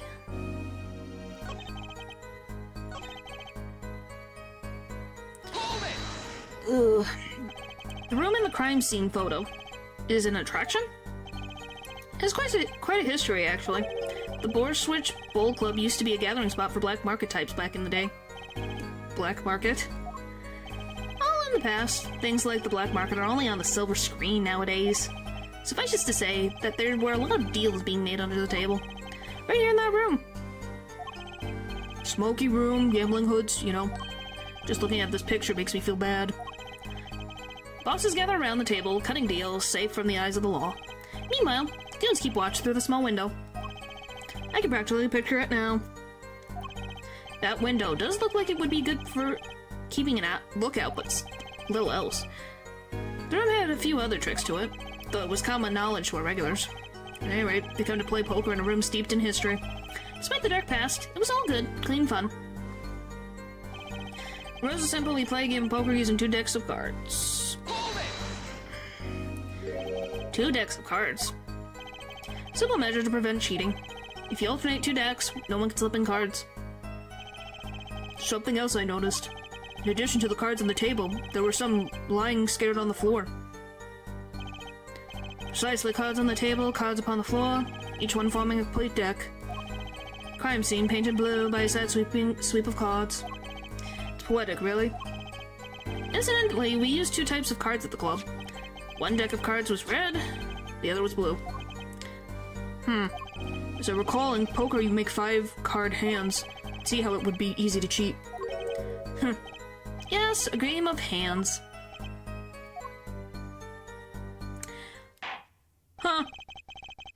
This competition you're talking about.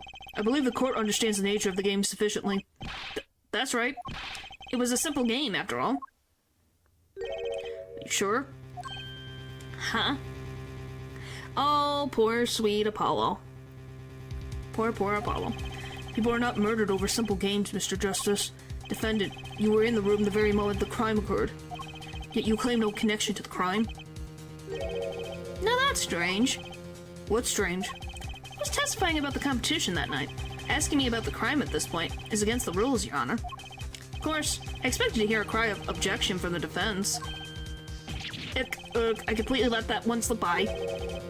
Don't despair yet, Justice. Sir? Right, there's something I'd like made clear.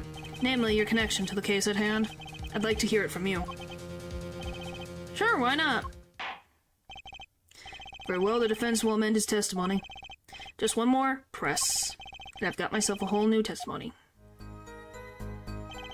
Complete silence regarding the murder, but I will say I never touched the murder weapon. Which technically is not true, because they have his fingerprints on the bottle. Because I literally remember looking at it. Opening objection for having presented evidence during your first cross-examination. So you didn't touch the murder weapon, this grape juice bottle, right? So I said. Something the matter, Mr. Justice? Too bad our new defense attorney never learned how to play dumb.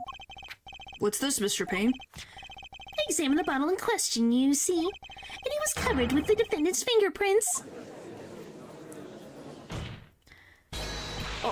Objection! No need to shout, Mr. Justice. I can hear you just fine. Excess yelling can cause damage.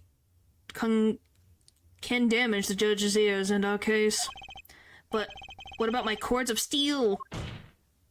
I don't have cords of steel, Apollo. My cords are screaming. Anyway, What's so strange about fingerprints on a bottle in a restaurant?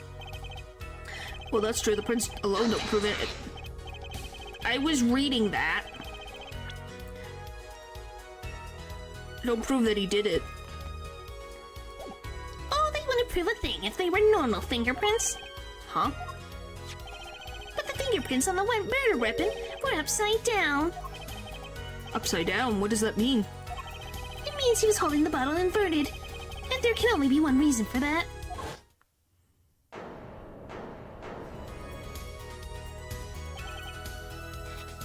Yes, to brain someone with the bottle. Oh! I still love the peanut gallery. Just that. Mr. Gavin, I think things just took a turn for the worst. Oh? I see no problem, Justice. Boy, I feel like watching Rio all over again, the awkwardness. Yep. Well, this is literally a greenhorn, as was said. This is his first case ever. Just like Maya. Just like Phoenix. Just like Ryunosuke. And then we have another one named Athena, who's gonna do the same gosh darn thing. Huh? The only thing that matters is the truth. There's a good reason for everything, you see. Defendant, can you explain your fingerprints on this bottle to the court? I stand by my plea of silence regarding the murder. For now. Not very cooperative, are you? This could hurt your case. We'll be fine. I'm sure he's uncooperative because he's hiding something. There must be some reason. Oh no, you seem to have forgotten something. What might that be, Mr. Gavin? On the night of the crime, who was it who reported the murder to the police? Reported? Well, that was the defendant, Mr. Wright, but still that... Really? Yes, well, according to the case file, the murder was reported from near the scene by call from the defendant's cell phone. Near the scene? Let's take a look at a diagram of the murder scene, shall we? The victim was murdered in a small room in a basement 2 floors down from the ground level. Of course, cell phones can't get reception so far down. The defendant used the stairs in this hallway to go above ground. The call came from the first floor of the restaurant. I see, and this is the phone that made the call? Right cell phone added to the court record, used by the defendant to notify the police from the restaurant's first floor. The defendant could have just fled the scene of the crime if he so chose, yet he fulfilled his duty as a citizen and reported it to the authorities. And you claim he is being uncooperative? Nice save, Mr. Gavin. I'd better not waste this. I think the prosecution has toyed with our client enough for the time being. Toyed? I assure you, no one is more serious about... What was it you said? The defense was in the very room the moment the crime occurred. How can you possibly know this? That's a good question. How indeed? The answer is simple, Your Honor. The prosecution has a decisive witness. Hehehehe. You're as good as they say you are. Someone else was in the room the night of the crime. That must mean they witnessed the crime. Everything up till now has been a warm-up, Justice. Are you ready? Oh, are you guys ready? Because I'm not. Very well, the prosecution may call its first witness to the stand. Hi, you. The witness will state her name and profession. Hold on just a moment. Where's the witness? I surmise that she's been frightened by the defense's demonic-looking horns. Really? They're not horns. So I used a little hair gel. Relax, people. You're never ready? Oh boy. Have no fear, if any horns point in your direction, this court will cut them off. You... Astra? I swear it on my gavel. Please, come out. Isn't violence against hair a crime, Your Honor? Well, if you're sure is okay.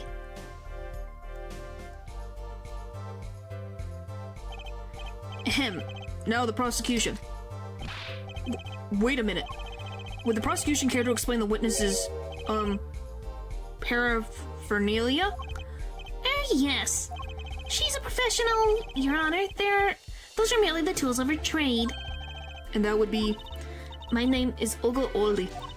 I am employed as a waitress in Boschit's Bowl Club restaurant. Then why the camera? Of course, it is my pride to serve Boschwitz that is naming restaurant, but I also perform, how is it said? Other service? I take one of these other services as taking the customer's pictures. Dada, like for example, this one. I don't remember this picture. That's the defendant. Indeed, on the night of the murder. Man in white hat is one who had gone kaput. Indeed, that is the victim.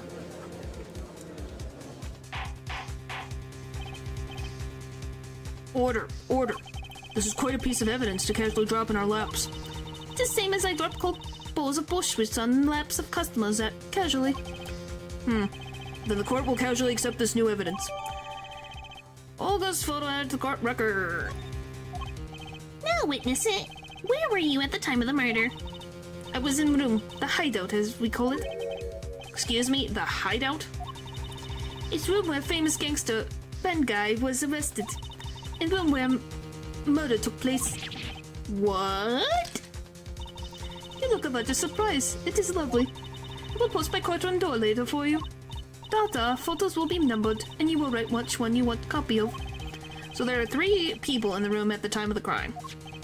Victim, Shady Smith, Mr. Wright, and Olga Orley. Our witness. Yes, bad guy. And if Mr. Wright isn't the killer, that means... Very well, witness. You will testify to the court about that night's events.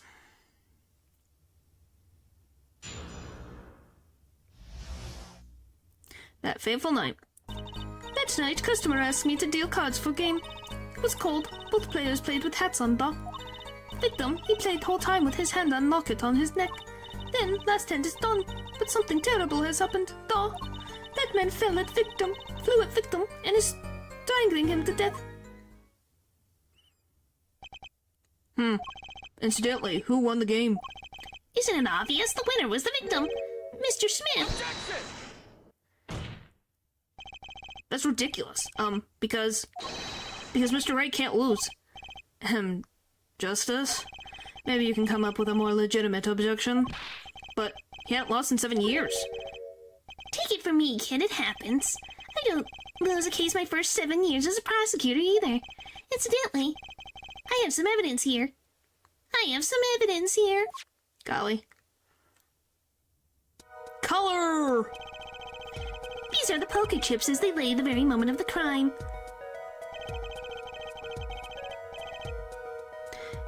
Man, am I gonna miss Vanny's objection. Well, you're gonna have to get used to another one, so... The hand and chips on this side belong to the defendant, Mr. Wright. Those on the far side belong to the victim, Mr. Smith. Chips, you say? Yes. Imagine that poker's war. Your hand is your army, and the chips are the spoils. I know that after all. In my youth, I was known as the poker head of courtroom number 3. I think he means poker face. Looking at this picture, it does seem that most of the chips are on the victim's side of the table. Now I'm gonna say this. Hold, since you're the only one in chat that doesn't know. Look at this screen. Do you know what's wrong with it? Because there's something wrong with this screen.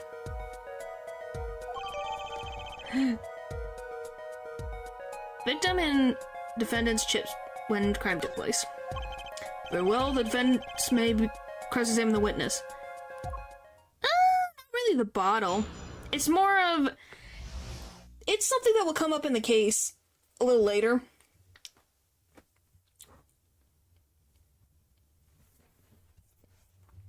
That fateful night.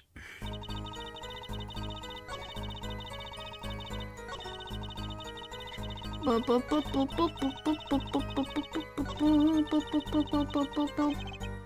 I didn't mean to. Go ahead, I believe you know what it is you need to do. Right, sir, leave it to me. There was only 3 people in the room at the time of the murder, the victim, Shady Smith, and Mr. Wright. And if Mr. Wright isn't the killer, then I've got you now, Orly. I went too far.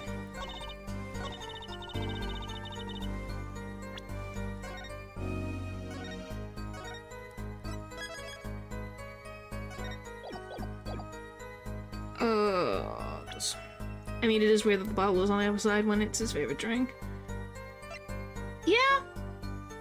But this is after, like, you have to remember, this is after, so the guy's already murdered. So the assumption is they smacked the guy on the head. Like there we go. Like this, so they smacked him and then they left the bottle down.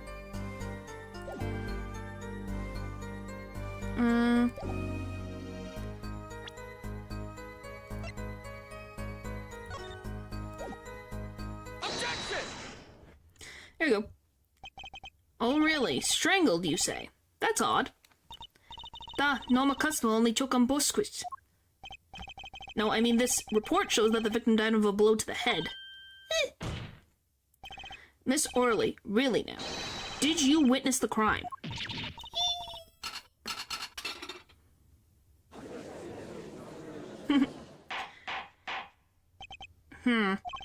Looking at this picture, it doesn't seem like he was hit. He's still wearing his hat and everything. Yet it's a fact that he was hit, Your Honor. Here's a photo we took of the victim with his hat off during our investigation. Which is very weird to put a hat back on someone's head. Well, that's quite shocking, isn't it? That his head certainly was hit. What a crime tool! But I've seen it happen. The defendant, he lunged at victim, his neck. Oh really, Miss Orley? I think I've caught you in your own lie this time. Justice, I admire your enthusiasm, but perhaps you should think this through once more. What do you mean? I found a contradiction. There's one thing in her testimony that troubles me. Very well. It seems we should continue the cross-examination. There's such a thing as thinking too much. This horse is dead. Let's stop beating it. There's such a thing as thinking out loud too much, too. Anyway, so yeah, what have you guys... So I'm probably gonna stop because my voice is gonna die. So yeah, what have you guys thought? Glad that we finished, we finally finished Great Ace Attorney. After so long. But yes, my voice is actually gonna die. My throat is starting to hurt, so I'm not gonna push it. You know? I just can't believe how it took me 3 hours because Mystery's wife Phoenix requested for the greenhorn. Oh, you'll know why. That will be answered. All will be answered. Maybe not about Phoenix and why he now is working as pianist / poker player. But you'll know why he picked Apollo of all people. There's a reason. If it's Phoenix right, there's always a reason. So yeah, thank you guys for watching the stream, and I will see you guys next time. Bye!